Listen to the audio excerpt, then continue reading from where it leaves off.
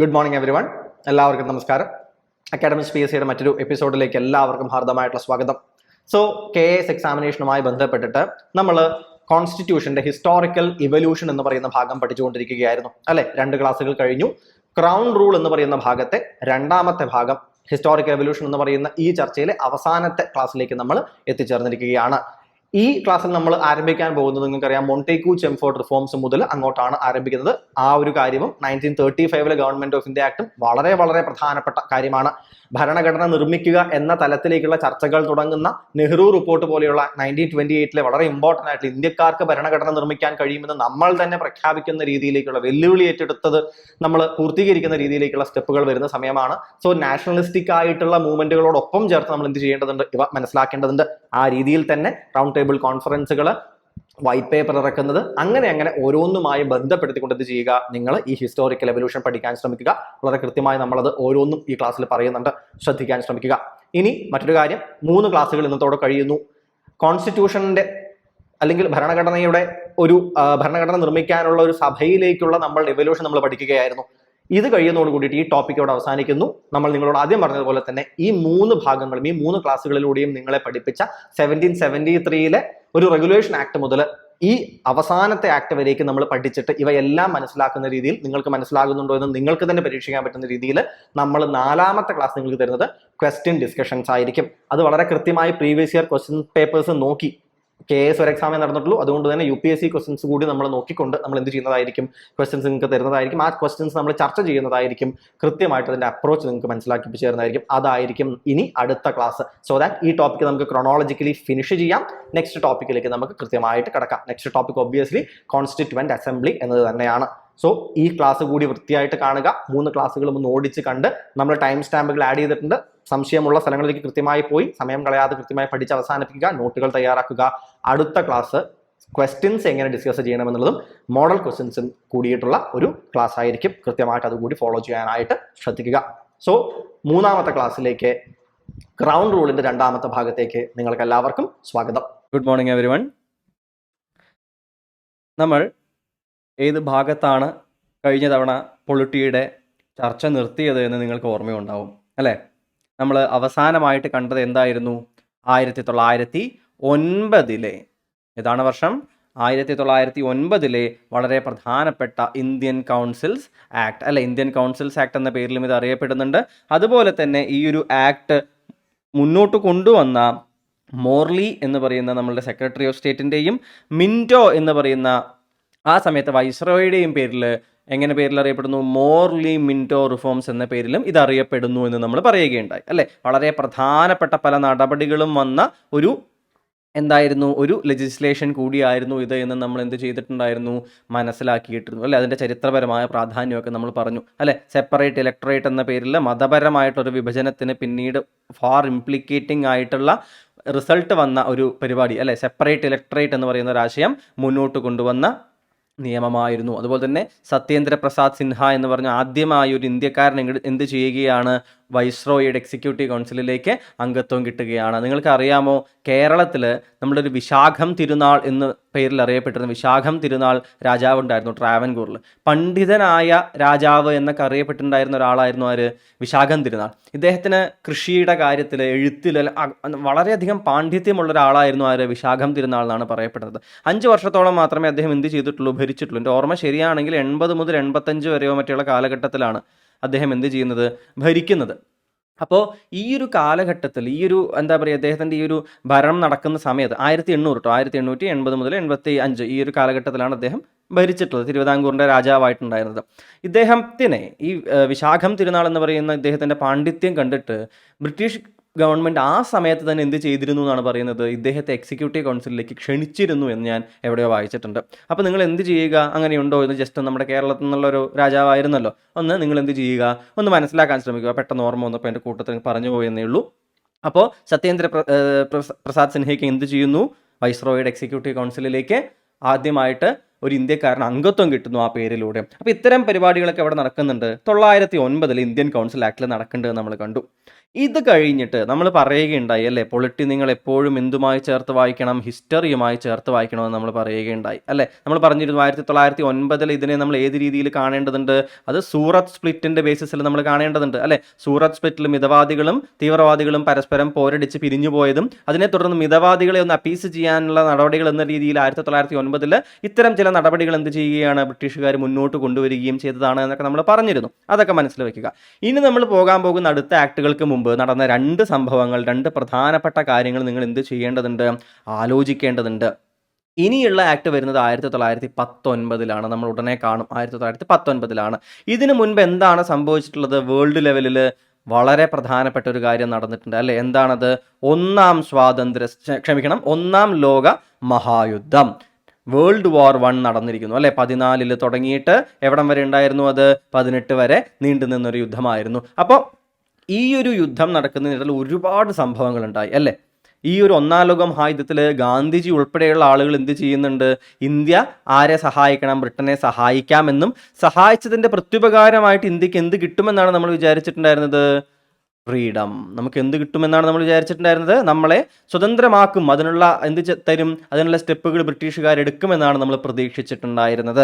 അങ്ങനെ എന്ത് നടക്കുകയാണ്, ഒന്നാം ലോക മഹായുദ്ധം നടക്കുന്നു. നമ്മളുടെ ധാരാളം ഇന്ത്യക്കാർ, പട്ടാളക്കാരായിട്ടുള്ള ആളുകൾ എന്ത് ചെയ്യുന്നു, പുറത്തേക്ക് പോകുന്നു. എന്നാൽ യുദ്ധം അവസാനിച്ചു കഴിഞ്ഞതിന് ശേഷം ബ്രിട്ടീഷുകാർ ലോകത്തെ പലയിടങ്ങളിലും കൊടുത്ത വാഗ്ദാനങ്ങൾ ലംഘിച്ചതുപോലെ തന്നെ നമുക്കും എന്താണ്, ഫ്രീഡം ഒന്നും തരുന്നില്ല. പകരം എന്ത് ചെയ്യുകയാണ്, അവരൊരു ആക്ടാണ് കൊണ്ടുവരുന്നത്. അതും നമ്മൾ ഫ്രീഡം പ്രതീക്ഷിച്ചിരുന്ന നമുക്ക് ഈ ആക്ട് തീർച്ചയായിട്ടും എന്തായിരുന്നു, ഒരു കരണത്തേറ്റ അടിപോലെയായിരുന്നു അല്ലേ. വളരെയധികം എന്താ പറയുക, നിങ്ങൾ ഇനി കാണും 1919 ആക്ടിലെ ഓരോരോ സ്റ്റെപ്പുകളും നമ്മൾ നോക്കുന്ന സമയത്ത് അവയെല്ലാം ചെറുതായിട്ട് മുന്നോട്ടുള്ള സ്റ്റെപ്പ് എന്ന് പറയാമെങ്കിലും നമ്മൾ പ്രതീക്ഷിച്ചിരുന്ന സ്വാതന്ത്ര്യം എന്ന വാക്ക്, സ്വരാജ് എന്ന വാക്ക്, അത് വെച്ച് നോക്കുന്ന സമയത്ത് തീർച്ചയായിട്ടും എന്തായിരുന്നു, ഇതൊന്നും ഒരിക്കലും നമുക്ക് സ്വീകാര്യമായിട്ടുള്ള ഒന്നായിരുന്നില്ല. അപ്പോൾ ആ ഒരു പശ്ചാത്തലത്തിൽ വേണം നമ്മൾ എങ്ങോട്ട് പോകാൻ, നമ്മളിനി അടുത്ത ആക്ട് നമ്മൾ അറിയാൻ വേണ്ടിയിട്ട്.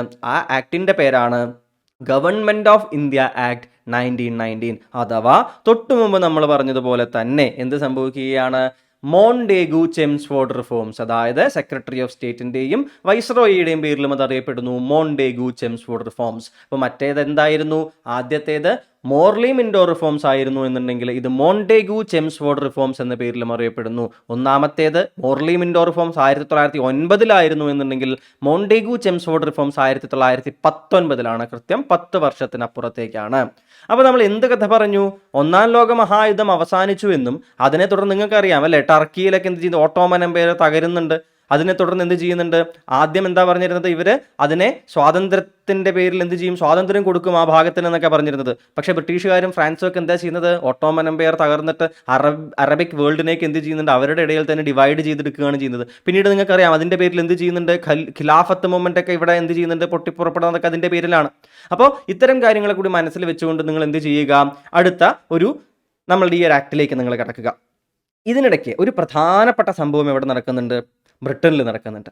അതെന്തായിരുന്നു എന്ന് വെച്ച് കഴിഞ്ഞാൽ, യുദ്ധം അവസാനിക്കാവുന്ന സമയമായതോടുകൂടി ബ്രിട്ടൻ എന്ത് പ്രഖ്യാപിക്കുകയാണ്, നമുക്ക് സ്വാതന്ത്ര്യം പ്രഖ്യാപിക്കുകയല്ല, ബ്രിട്ടൻ എന്ത് ഡിക്ലെയർ ചെയ്യുന്നു, ഫോർ ദ ഫസ്റ്റ് ടൈം, എന്താണ്, for the very first time Britain എന്ത് പറയുകയാണ്, ഞങ്ങളുടെ ഉദ്ദേശം ഇന്ത്യയിൽ ഒരു റെസ്പോൺസിബിൾ ഗവൺമെൻറ് സ്ഥാപിക്കലാണ് എന്ന് 1917 അവർ പ്രഖ്യാപിക്കുകയാണ്. അപ്പോൾ 1917 എന്ത് ചെയ്യുന്നു, റെസ്പോൺസിബിൾ ഗവൺമെൻറ്. അപ്പോൾ അത് പൊളിറ്റിയുമായി ബന്ധമുള്ളതല്ലേ, വളരെയധികം ബന്ധമുള്ളതാണ്. എന്താണ് റെസ്പോൺസിബിൾ ഗവൺമെൻറ്, എക്സിക്യൂട്ടീവ് ആരോട് റെസ്പോൺസിബിൾ ആയിരിക്കും, ലെജിസ്ലേച്ചറിനോട്, അതായത് ആളുകൾ, ജനങ്ങൾ തിരഞ്ഞെടുത്ത് അല്ലേ, പീപ്പിൾ ആണ് ആരെ തിരഞ്ഞെടുക്കുന്നത്, ലെജിസ്ലേച്ചറിനെ തിരഞ്ഞെടുക്കുന്നത്. അപ്പോൾ ഇവരോട് എപ്പോഴും റെസ്പോൺസിബിൾ ആയിട്ടുള്ള ആളുകളായിരിക്കും ആര്, എക്സിക്യൂട്ടീവ് എന്ന് പറയുന്നത്. ദാറ്റ് മീൻസ് ജനങ്ങളോട് എന്തായിരിക്കും, റെസ്പോൺസിബിൾ ആയിട്ടുള്ളൊരു ഗവൺമെൻറ്, ജനങ്ങൾക്ക് ചോദ്യം ചെയ്യാൻ കഴിയുന്ന, ജനങ്ങളോട് ഉത്തരവാദിത്വമുള്ളൊരു ഗവൺമെൻറ് ആണ് എന്ത്, ഞങ്ങളുടെ ഉദ്ദേശം. പക്ഷേ ഉടനെയുള്ള ഉദ്ദേശമാണോ, ഉടനെയുള്ള ഉദ്ദേശമല്ല. എന്താണ്, ഗ്രാജ്വൽ ആയിട്ട് എന്ത് ചെയ്യും, ഒരു റെസ്പോൺസിബിൾ ഗവൺമെൻറ് ഇന്ത്യയിലേക്ക് കൊണ്ടുവരലാണ് ഞങ്ങളുടെ ഉദ്ദേശം എന്നാണ് അവർ പറയുന്നത്, ബ്രിട്ടൻ പ്രഖ്യാപിക്കുന്നത്. അപ്പോൾ യുദ്ധം കഴിഞ്ഞാൽ ഉടനെ ഫ്രീഡം എന്ന് വിചാരിച്ചിരുന്ന ഒരുപാട് എന്താ പറയുക, തീവ്ര ആശയമുള്ള യങ്സ്റ്റേഴ്സ് ആയിട്ടുള്ള നേതാക്കന്മാർക്കൊക്കെ എന്തായിരുന്നു, ഇത് തീർത്തും നിരാശ നൽകുന്ന ഒരു നടപടിയായിരുന്നു. പക്ഷേ റെസ്പോൺസിബിൾ ഗവൺമെന്റ് എന്നുള്ള പ്രഖ്യാപനം തീർച്ചയായും ഒരു എന്താ പറയുക ഹിസ്റ്റോറിക്കൽ പെർസ്പെക്റ്റീവിൽ നോക്കുമ്പോൾ നമുക്ക് എന്തായിട്ട് കൂടി കാണണം, അതൊരു ഇംപ്രൂവ്മെന്റ് കൂടിയായിരുന്നു അല്ലെ. എന്ത് പറയുകയാണ്, ആദ്യമായിട്ട് ഒരു റെസ്പോൺസിബിൾ ഗവൺമെന്റ് ആണ് ഞങ്ങളുടെ ഉദ്ദേശം അവിടെ എന്ന് പറയുന്നത് ആരാണ്? അത് ബ്രിട്ടനാണ്. അതായത് റെസ്പോൺസിബിൾ ഗവൺമെന്റ് എന്ന് വെച്ചാൽ ബ്രിട്ടൻ വിട്ടുപോകുമെന്നല്ല, ബ്രിട്ടന്റെ അടിയിൽ എന്താണ് ഒരു റെസ്പോൺസിബിൾ ഗവൺമെന്റ് എന്ന രീതിയിലാണ് എന്ത് പറയുന്നത്, ഇവര് പറയുന്നത്. ശേഷം ഇതാ ഈ ആക്ട് വരികയാണ് 19. വളരെയധികം എന്താ പറയുക ഇമ്പോർട്ടൻ്റ് ആയിട്ടുള്ള പോയിന്റുകൾ വരുന്ന ഒരു ആക്ട് തന്നെയാണ്, ശ്രദ്ധിച്ചിരിക്കുക.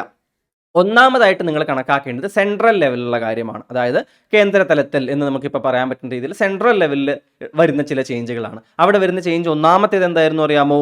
ബൈ ക്യാമറലിസം വന്നു. എന്താണ് ബൈ ക്യാമറലിസം? ഈ വാക്ക് പ്രത്യേകം ഓർത്ത് വെക്കുക.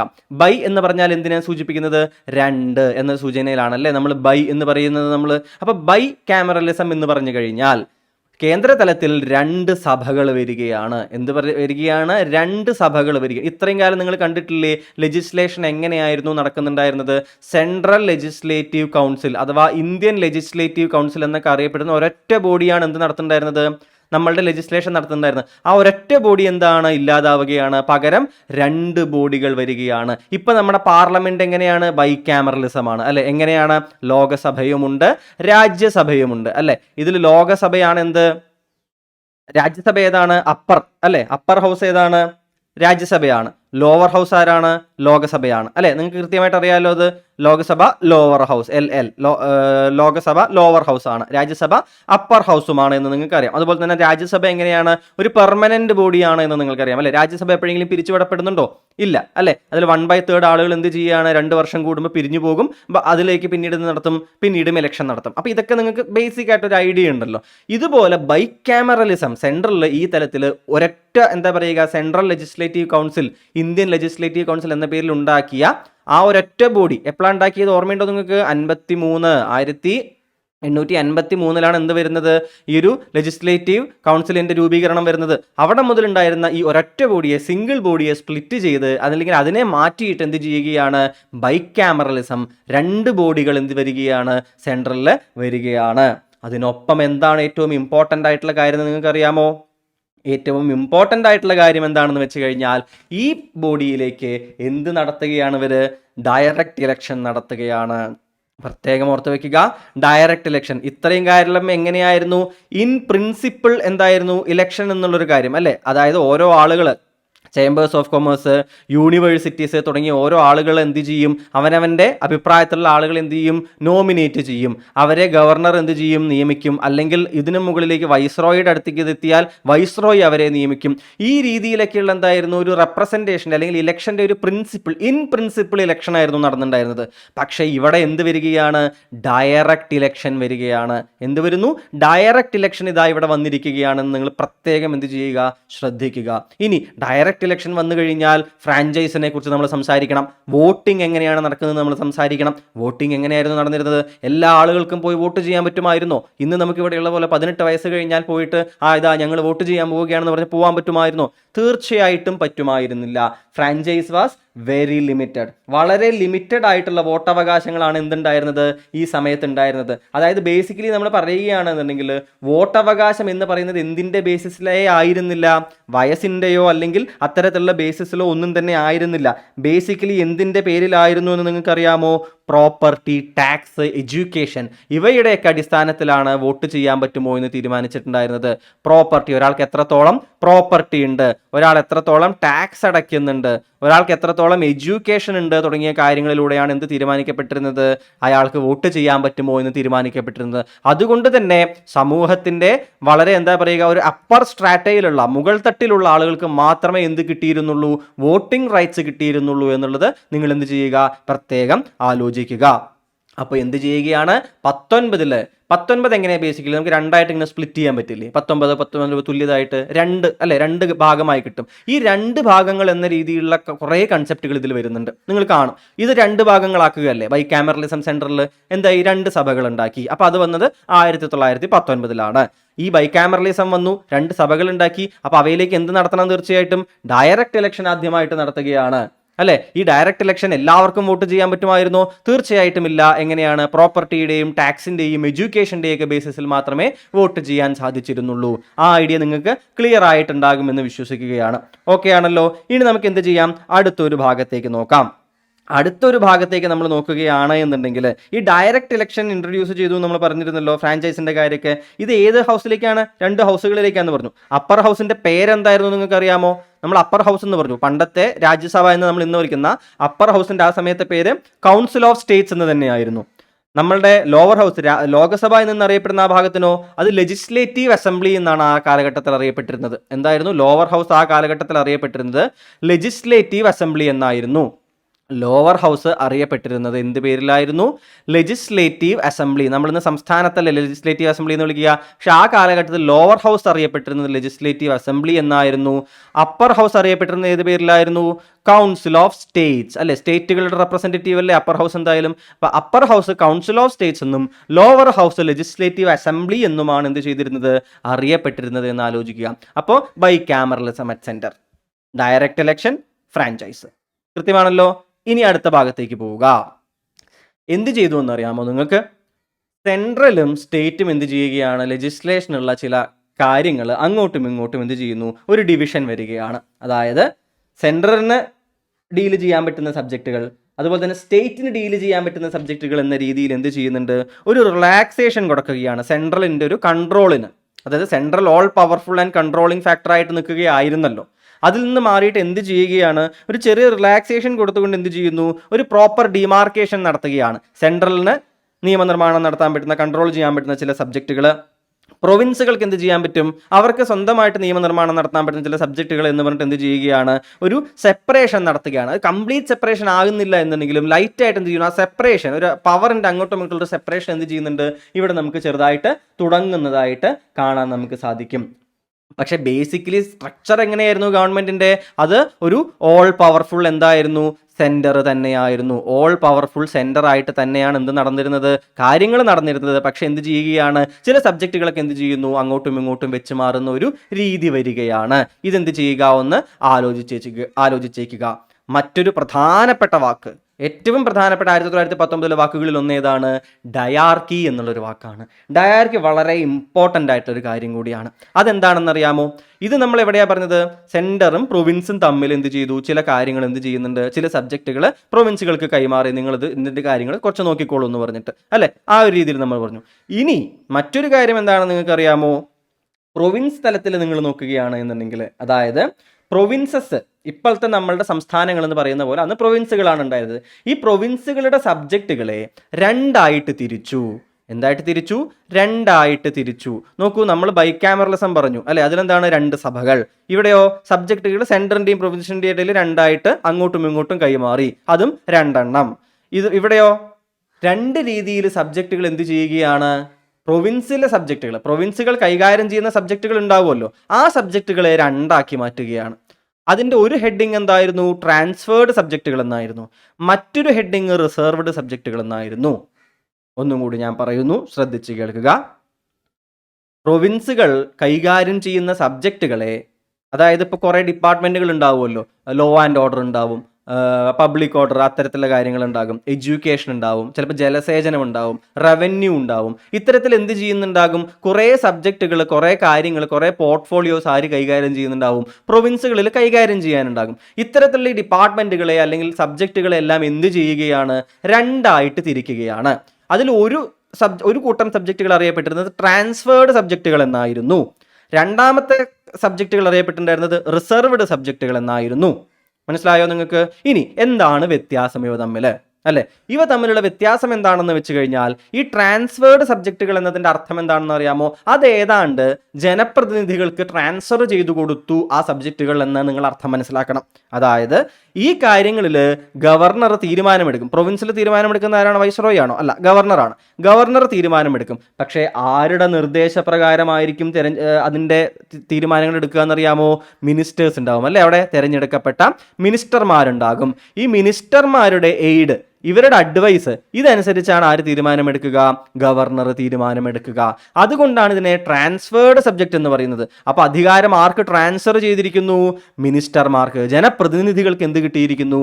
ട്രാൻസ്ഫർ ചെയ്ത് കുറച്ച് ഈ സബ്ജക്റ്റുകളുടെ മേലിൽ അധികാരം കിട്ടിയിരിക്കുന്നു. അതുകൊണ്ട് ഇവ ട്രാൻസ്ഫേർഡ് സബ്ജക്റ്റ് എന്നറിയപ്പെടുന്നു. അപ്പോൾ മിനിസ്റ്റർമാർ എന്ത് ചെയ്യുന്നു? അവരുടെ എയ്ഡ് ആൻഡ് അഡ്വൈസ് അനുസരിച്ച് ഗവർണർ ഈ വിഷയങ്ങളിൽ ട്രാൻസ്ഫേർഡ് സബ്ജക്റ്റുകളിൽ തീരുമാനമെടുക്കുന്നു.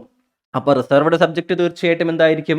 റിസർവ്ഡ് സബ്ജക്റ്റുകൾ എന്ന് പറയുന്നത് തീർച്ചയായിട്ടും ഗവർണർ എങ്ങനെയായിരിക്കും? അദ്ദേഹത്തിൻ്റെ ഒരു എക്സിക്യൂട്ടീവ് കൗൺസിലിൽ ഉണ്ടാകും. മനസ്സിലാവുന്നുണ്ടോ? അദ്ദേഹത്തിൻ്റെ ഒരു എക്സിക്യൂട്ടീവ് കൗൺസിലുമായിട്ട് കൂടിയാലോചിച്ചു കൊണ്ടിട്ട് ലെജിസ്ലേറ്റീവ് കൗൺസിലായിട്ട് അല്ലെങ്കിൽ ഈ മിനിസ്റ്റർമാരുമായിട്ടോ ലെജിസ്ലേറ്റീവ് കൗൺസിലിനോടോ എന്താണ് ഒരു തരത്തിലുള്ള ഉത്തരവാദിത്വവും ഇല്ലാതെ എന്ത് ചെയ്യാൻ പറ്റും? റിസർവ്ഡ് സബ്ജക്റ്റുകളിൽ ആർക്ക് തീരുമാനമെടുക്കാൻ പറ്റും? ഗവർണർക്ക് തീരുമാനമെടുക്കാൻ പറ്റും. ഗവർണർ ഈ സബ്ജക്റ്റുകൾ സ്വയം റിസർവ് ചെയ്ത് വെച്ചിരിക്കുകയാണ്. മനസ്സിലായോ? അത് തനിക്കായി റിസർവ് ചെയ്ത് വെച്ചിരിക്കുകയാണ്. അതിൽ ആർക്ക് കൈകടത്താൻ പറ്റില്ല? മിനിസ്ട്രിക്കോ, പോപ്പുലർ മിനിസ്ട്രിക്കോ, അതുപോലെ തന്നെ ലെജിസ്ലേറ്റീവ് കൗൺസിലിനോ ഒന്നും എന്ത് ചെയ്യാൻ പറ്റില്ല, അതിലേക്ക് എയ്ഡ് ആൻഡ് അഡ്വൈസും കൊണ്ട് വരാൻ പറ്റില്ല. It is reserved to governor itself. മനസ്സിലാവുന്നുണ്ടോ നിങ്ങൾക്ക്? അപ്പോൾ ട്രാൻസ്ഫേർഡ് സബ്ജക്റ്റ് എന്നും റിസർവ്ഡ് സബ്ജക്റ്റ് എന്നും വെച്ചിട്ട് ആരുടെ സബ്ജക്റ്റുകളാണ് ഡിവൈഡ് ചെയ്തത്? പ്രൊവിൻസ് കൈകാര്യം ചെയ്യുന്ന സബ്ജക്റ്റുകളെ ഡിവൈഡ് ചെയ്തു. സെൻട്രലിൽ അല്ലാതെ നടക്കുന്നത്, ഇത് എവിടെയാണ് നടക്കുന്നത്? പ്രൊവിൻസുകളിലാണ് നടക്കുന്നത്. ചോദ്യം എങ്ങനെ വരും? സെൻട്രലിൽ ഡയാർക്കി കൊണ്ടുവന്നു. ഈ രീതിയിൽ രണ്ടാക്കി തിരിക്കുന്നതിന് സബ്ജക്റ്റുകളെ, പ്രൊവിൻസിലെ സബ്ജക്റ്റുകളെ രണ്ടാക്കി തിരിക്കുന്നതിൻ്റെ പേരാണെന്ത്? ഡയാർക്കി എന്ന് പറയുന്നത്. അപ്പോൾ ചിലപ്പോൾ ക്വസ്റ്റ്യൻ കൺഫ്യൂസ് ചെയ്യാൻ വേണ്ടി സ്റ്റേറ്റ്മെൻറ്റുകൾ ABC എന്ന് സ്റ്റേറ്റ്മെൻറ്റുകൾ തരുന്ന സമയത്ത് എന്ത് ചെയ്യും? ഒന്നാമത്തെ സ്റ്റേറ്റ്മെൻറ്റ് എന്ത് തരും? ഇങ്ങനെ സബ്ജക്റ്റുകളെ ട്രാൻസ്ഫേർഡ് എന്നും റിസർവ്ഡ് എന്നും തിരിക്കുന്ന ആ രീതിയെ ഡയാർക്കി എന്നറിയപ്പെട്ടു എന്ന് പറയും. പക്ഷേ അവരെന്ത് ചെയ്യും? ഒരു ട്വിസ്റ്റ് ഇറക്കും. ഏറ്റവും തുടക്കത്തിൽ എന്ത് പറയും? അതായത് 1919 നിയമപ്രകാരം സെൻട്രലിൽ എന്ത് കൊണ്ടുവന്നു? ഡയാർക്കി കൊണ്ടുവന്നു പറയും. അപ്പോൾ 1919 എന്ന കൊല്ലവും ഡയാർക്കിയും എന്ന് കാണുന്ന ഉടനെ നിങ്ങൾ കയറിയിട്ട് അത് ശരിയാണെന്ന് എന്ത് ചെയ്യും? അങ്ങോട്ട് ബബിൾ ചെയ്യും. പക്ഷേ സെൻട്രലിലാണോ ഡയാർക്കി കൊണ്ടുവരുന്നത് ഈ വർഷത്തിൽ? അല്ല. എവിടെയാണ് കൊണ്ടുവരുന്നത്? ഇത് കൊണ്ടുവരുന്നത് പ്രൊവിൻസിലാണ്. പ്രൊവിൻസിൻ്റെ സബ്ജക്റ്റുകളിലാണ് എന്ത് ചെയ്യുന്നത്? ഡയാർക്കി കൊണ്ടുവരുന്നത് എന്ന് പ്രത്യേകം ആലോചിക്കുക. ക്വസ്റ്റ്യൻസ് ആ രീതിയിൽ എന്ത് ചെയ്യും? നിങ്ങൾക്ക് വെറുതെ പണി തരാൻ വേണ്ടിയിട്ട് അത്തരത്തിൽ അങ്ങോട്ടും ഇങ്ങോട്ടും ഒക്കെ മാറ്റിയും തിരിച്ചുമൊക്കെ തരാറുണ്ട്. അപ്പോൾ നിങ്ങളൊന്ന് നോക്കൂ. ഈ 1919 ഇതിനെ രണ്ടാക്കാമെന്ന് നമ്മൾ പറഞ്ഞില്ലേ? ഒരേപോലെ ഇത്തരം രണ്ടാക്കലുകളല്ലേ പ്രധാനമായും നടക്കുന്നത്? By cameralism, 2 സഭകളാക്കി. സബ്ജക്റ്റുകളെ സെൻട്രലും പ്രൊവിൻസും അങ്ങോട്ടും ഇങ്ങോട്ടും ചിലതൊക്കെ രണ്ടായിട്ട് അങ്ങോട്ടും ഇങ്ങോട്ടും വെച്ച് മാറി. പ്രൊവിൻസിലെ സബ്ജക്റ്റുകളെ ട്രാൻസ്ഫേർഡ് എന്നും റിസർവ്ഡ് എന്നും രണ്ടാക്കി. ഡയാർക്കി എന്നൊരു കാര്യം വന്നു. അപ്പോൾ ഇത്തരം കാര്യങ്ങളൊക്കെ 1919 നടക്കുന്നതെന്ന് ഈ രീതിയിൽ ഓർത്തു വെക്കുക. ഇനി നമ്മൾ കമ്മ്യൂണൽ റെപ്രസെൻറ്റേഷൻ എന്ന് പറഞ്ഞിരുന്നില്ലേ? ആർക്കായിരുന്നു? മുസ്ലിംസിന് കൊണ്ടുവന്ന ഈ കമ്മ്യൂണൽ റെപ്രസെൻറ്റേഷൻ 1909 അല്ലെ? 1909 കൊണ്ടുവന്ന ഈ കമ്മ്യൂണൽ റെപ്രസെൻറ്റേഷൻ, സെപ്പറേറ്റ് ഇലക്ടറേറ്റ് എന്നൊക്കെ അറിയപ്പെടുന്നത്, അത് എക്സ്റ്റെൻഡ് ചെയ്തു. ആർക്കൊക്കെ? സിഖുകാർക്ക്, ഇന്ത്യൻ ക്രിസ്ത്യാനികൾക്ക്, ആംഗ്ലോ ഇന്ത്യൻസിന്, യൂറോപ്യന്മാർക്ക്. ഈ 4 വിഭാഗങ്ങളെ കൂടി എന്ത് ചെയ്യുകയാണ്? ഈ സെപ്പറേറ്റ് ഇലക്ടറേറ്റ് എന്ന് പറയുന്ന ഈ ഒരു കൺസെപ്റ്റിലേക്ക് ഉൾപ്പെടുത്തുകയാണ്. സിഖുകാര്, ഇന്ത്യൻ ക്രിസ്ത്യാനികൾ, ആംഗ്ലോ ഇന്ത്യൻസ്, യൂറോപ്യൻസ് എന്നിവർക്ക് കൂടി എന്ത് കൊടുക്കുകയാണ്? കമ്മ്യൂണൽ റെപ്രസെൻറ്റേഷൻ വെച്ച് കൊടുക്കുകയാണ്. മറ്റൊരു തീരുമാനം എന്തായിരുന്നു എന്ന് വെച്ച് കഴിഞ്ഞാൽ എന്തായിരുന്നു?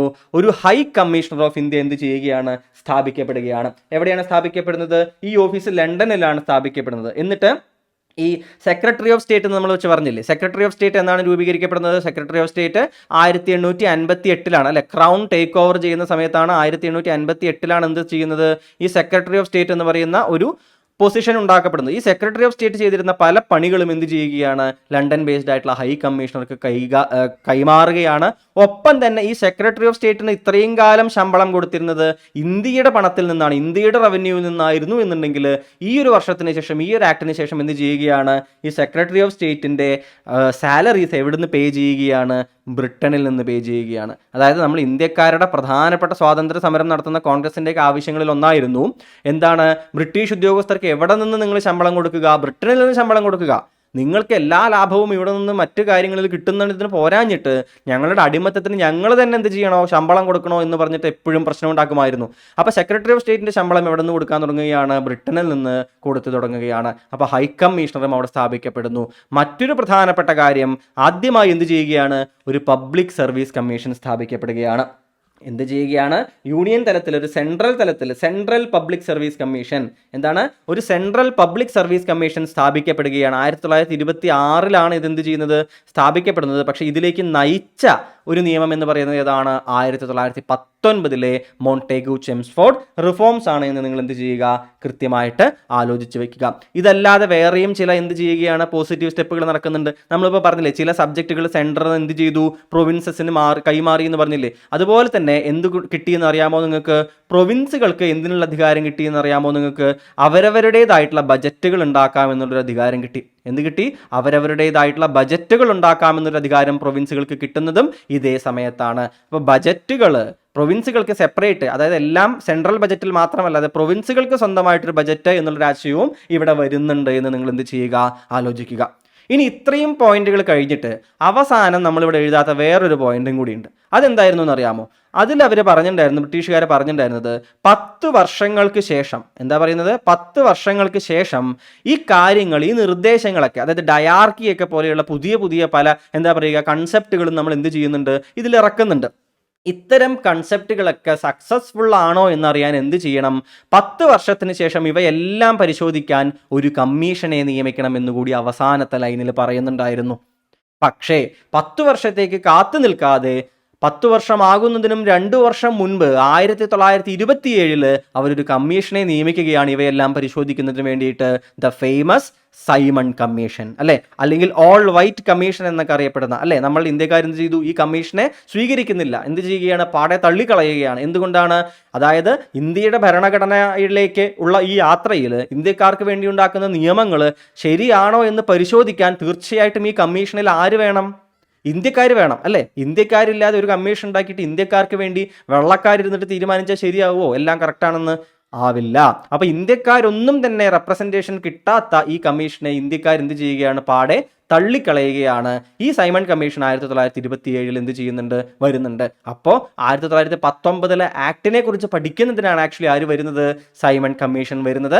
ആ കൺസെപ്റ്റ് കൃത്യമായി ഓർത്ത് വെക്കുക. ഒരു സ്റ്റേറ്റ്മെന്റ് ക്വസ്റ്റൻ ആയിട്ട് വരാം, അല്ലെ. 1927 എന്ന് തന്നിട്ട് വർഷം എന്ന് നമ്മൾ ഓർത്തിരിക്കും. പക്ഷേ ഈ സൈമൺ കമ്മീഷൻ ഏത് ആക്ടിനെ കുറിച്ച് പഠിക്കാനാണെന്ന് ചോദിച്ചിട്ട് 35 ആക്ട് എന്ന് തരാം, 1909 ആക്ട് എന്ന് തരാം, 19 ആക്ട് എന്ന് തരാം, അല്ലെങ്കിൽ എന്ത്, ആ സമയത്ത് 1927 എന്ത് നടന്നിട്ടുണ്ട്, അതിന് തൊട്ട് മുമ്പ് നമ്മളുടെ നോൺ കോപ്പറേഷൻ മൂവ്മെന്റ് നടന്നത്, നോൺ കോപ്പറേഷൻ മൂവ്മെന്റിനെ കുറിച്ച് പഠിക്കാനാണോ എന്ന് തരാം. അപ്പോൾ എന്തിനെ കുറിച്ച് പഠിക്കാനാണ് സൈമൺ കമ്മീഷൻ വരുന്നത്, 1919 മോണ്ടെഗു ചെംസ്ഫോർഡ് റിഫോംസ് അല്ലെങ്കിൽ government of India act of 1919 കൃത്യമായി നടക്കുന്നുണ്ടോ, എന്താണ് അതിന്റെ പരിണിത ഫലം എന്ന് പഠിക്കുന്നതിന് വേണ്ടിയിട്ടാണ് ഇവർ വരുന്നത്.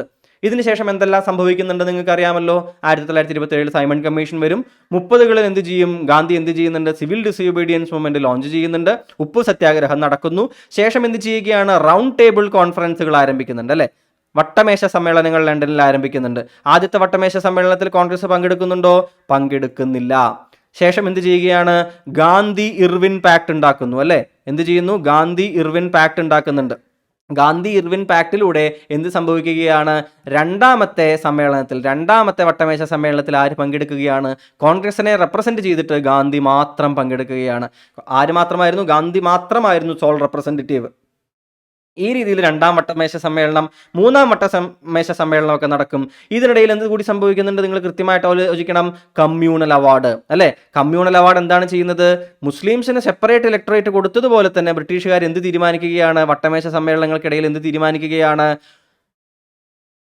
നമ്മളുടെ അംബേദ്കർ തുടങ്ങിയ ആളുകളുടെ എന്താണ് നിർബന്ധം മൂലം കൂടിയാണ് എന്ത് ചെയ്യുന്നത്, ഈ തീരുമാനത്തിലേക്ക് വരുന്നത്. എന്ത് തീരുമാനമാണത്, ഒരു കമ്മ്യൂണൽ അവാർഡ് റാംസി മെക്ഡൊണാൾഡ് എന്ന് പറയുന്ന അന്നത്തെ പ്രധാനമന്ത്രി പ്രഖ്യാപിക്കുകയാണ്. എന്തായിരുന്നു കമ്മ്യൂണൽ അവാർഡ്, ആ സമയത്ത് ഡിപ്രസ്ഡ് ക്ലാസ്സസ് ആയിട്ടുള്ള ഷെഡ്യൂൾഡ് കാസ്റ്റുകളായിട്ടുള്ള ആളുകൾക്ക് എന്ത് ചെയ്യുകയാണ്, ഒരു സെപ്പറേറ്റ് ഇലക്ടറേറ്റ്, മുസ്ലിംസിന് എങ്ങനെയാണോ സെപ്പറേറ്റ് ഇലക്ടറേറ്റ്സ് കൊടുത്തത്, ഷെഡ്യൂൾ കാസ്റ്റിനും ഇതേപോലെ സെപ്പറേറ്റ് ഇലക്ടറേറ്റ് കൊടുക്കുക. കാരണം അവർ ഒട്ടും റെപ്രസെന്റ് ചെയ്യപ്പെട്ടിട്ടില്ല എന്ന് പറഞ്ഞുകൊണ്ട്.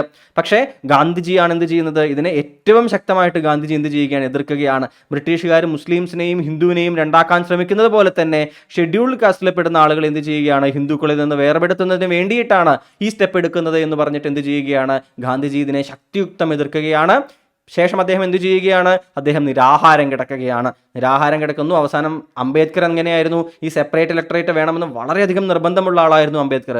അവസാനം അംബേദ്കർ വഴങ്ങുകയാണ്. ഗാന്ധിജി നിരാഹാരം കിടന്ന് അദ്ദേഹം എന്താണ്, ഗാന്ധിജി മരണപ്പെടുകയാണെങ്കിൽ തീർച്ചയായിട്ടും അവസാനം അംബേദ്കർ പറയുന്ന വരികളിൽ ഒന്ന് അതാണ്, താങ്കളുടെ മരണത്തിന് കാരണമായ ആളുകളാണ് എന്നൊരു എന്താ പറയുക, ഒരു പേര് കൂടി ഇനി എന്ത് ചെയ്യാനുള്ളൂ, ഞങ്ങൾ കേട്ടിട്ട് ഞങ്ങൾ പീഡിപ്പിക്കപ്പെടാനുള്ളൂ എന്ന് പേടിച്ചുകൊണ്ട് എന്ത് ചെയ്യുകയാണ്, അംബേദ്കർ ഗാന്ധിജിയെ പോയി കാണുന്നു. കമ്മ്യൂണൽ അവാർഡ് എന്ത് ചെയ്യുകയാണ്, പിന്നീട് പൂന പാക്ട്. എന്താണ് പൂന പാക്ട് നിമിത്തം, ഞാനിത് ഓരോന്നോരോന്നായിട്ട് എഴുതാത്തത്, നിങ്ങൾ ഇതൊക്കെ മോഡേൺ ഇന്ത്യൻ ഹിസ്റ്ററിയിൽ പഠിക്കുന്ന കാര്യങ്ങൾ കൂടിയാണ്. പക്ഷേ ഈ സംഭവങ്ങളെ ഇതുമായി കണക്ട് ചെയ്തുകൊണ്ട് പറഞ്ഞാൽ നിങ്ങൾക്ക് മനസ്സിലാകട്ടെ എന്ന് പറഞ്ഞുകൊണ്ട് കണക്ട് ചെയ്ത് പറയുന്നു എന്നേ ഉള്ളൂ. പൂന പാക്ട് എന്ത് ചെയ്യുകയാണ്, ഒപ്പിടപ്പെടുകയാണ്. അംബേദ്കർ ബാക്കിയുള്ള ആളുകളുമായിട്ട് എവിടെ വെച്ചിട്ടാണ് അതൊക്കെ നിങ്ങൾക്ക് അറിയാം, ഏത് ജയിലിലാണെന്ന് നിങ്ങൾ കൃത്യമായിട്ട് പറ്റുകയാണെങ്കിൽ കമൻറ്റ് ചെയ്യുക.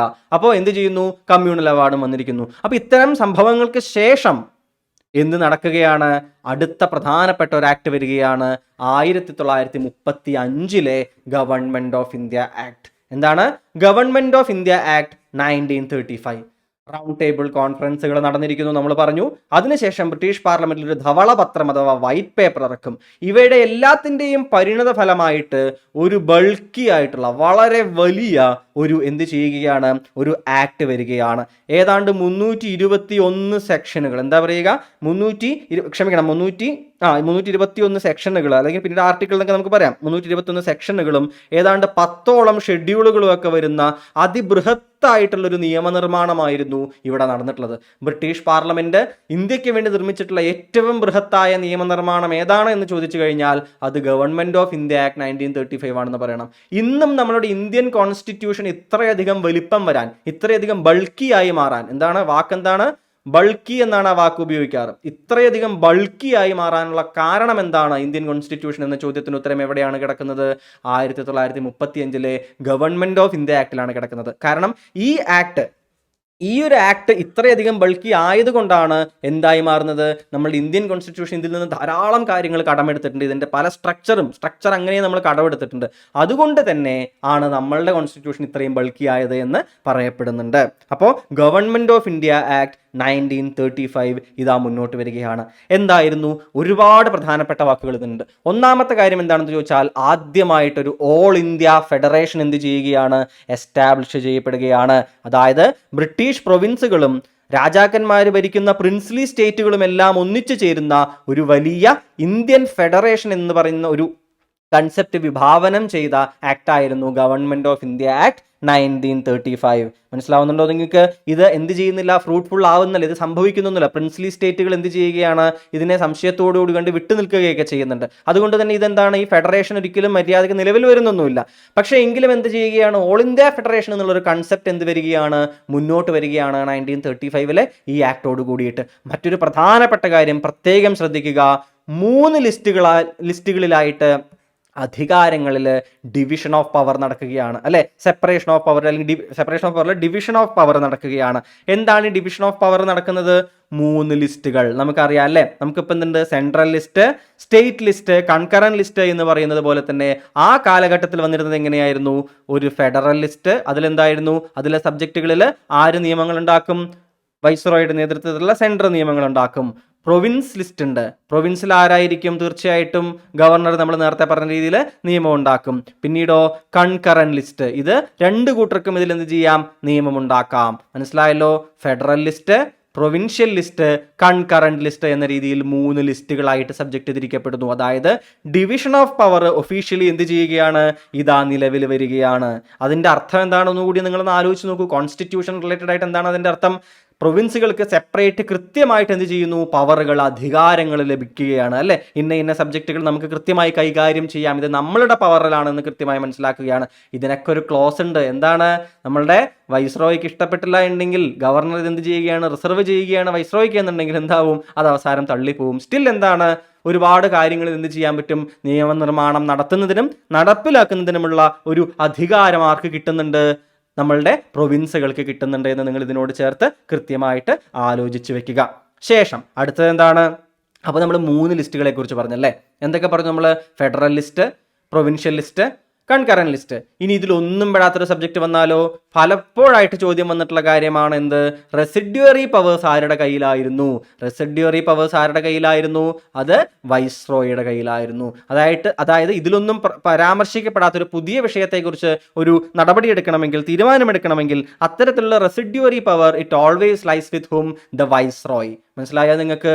ഇനി അടുത്തത് നോക്കൂ, പ്രധാനപ്പെട്ട ഒരു കാര്യം എന്താണ്?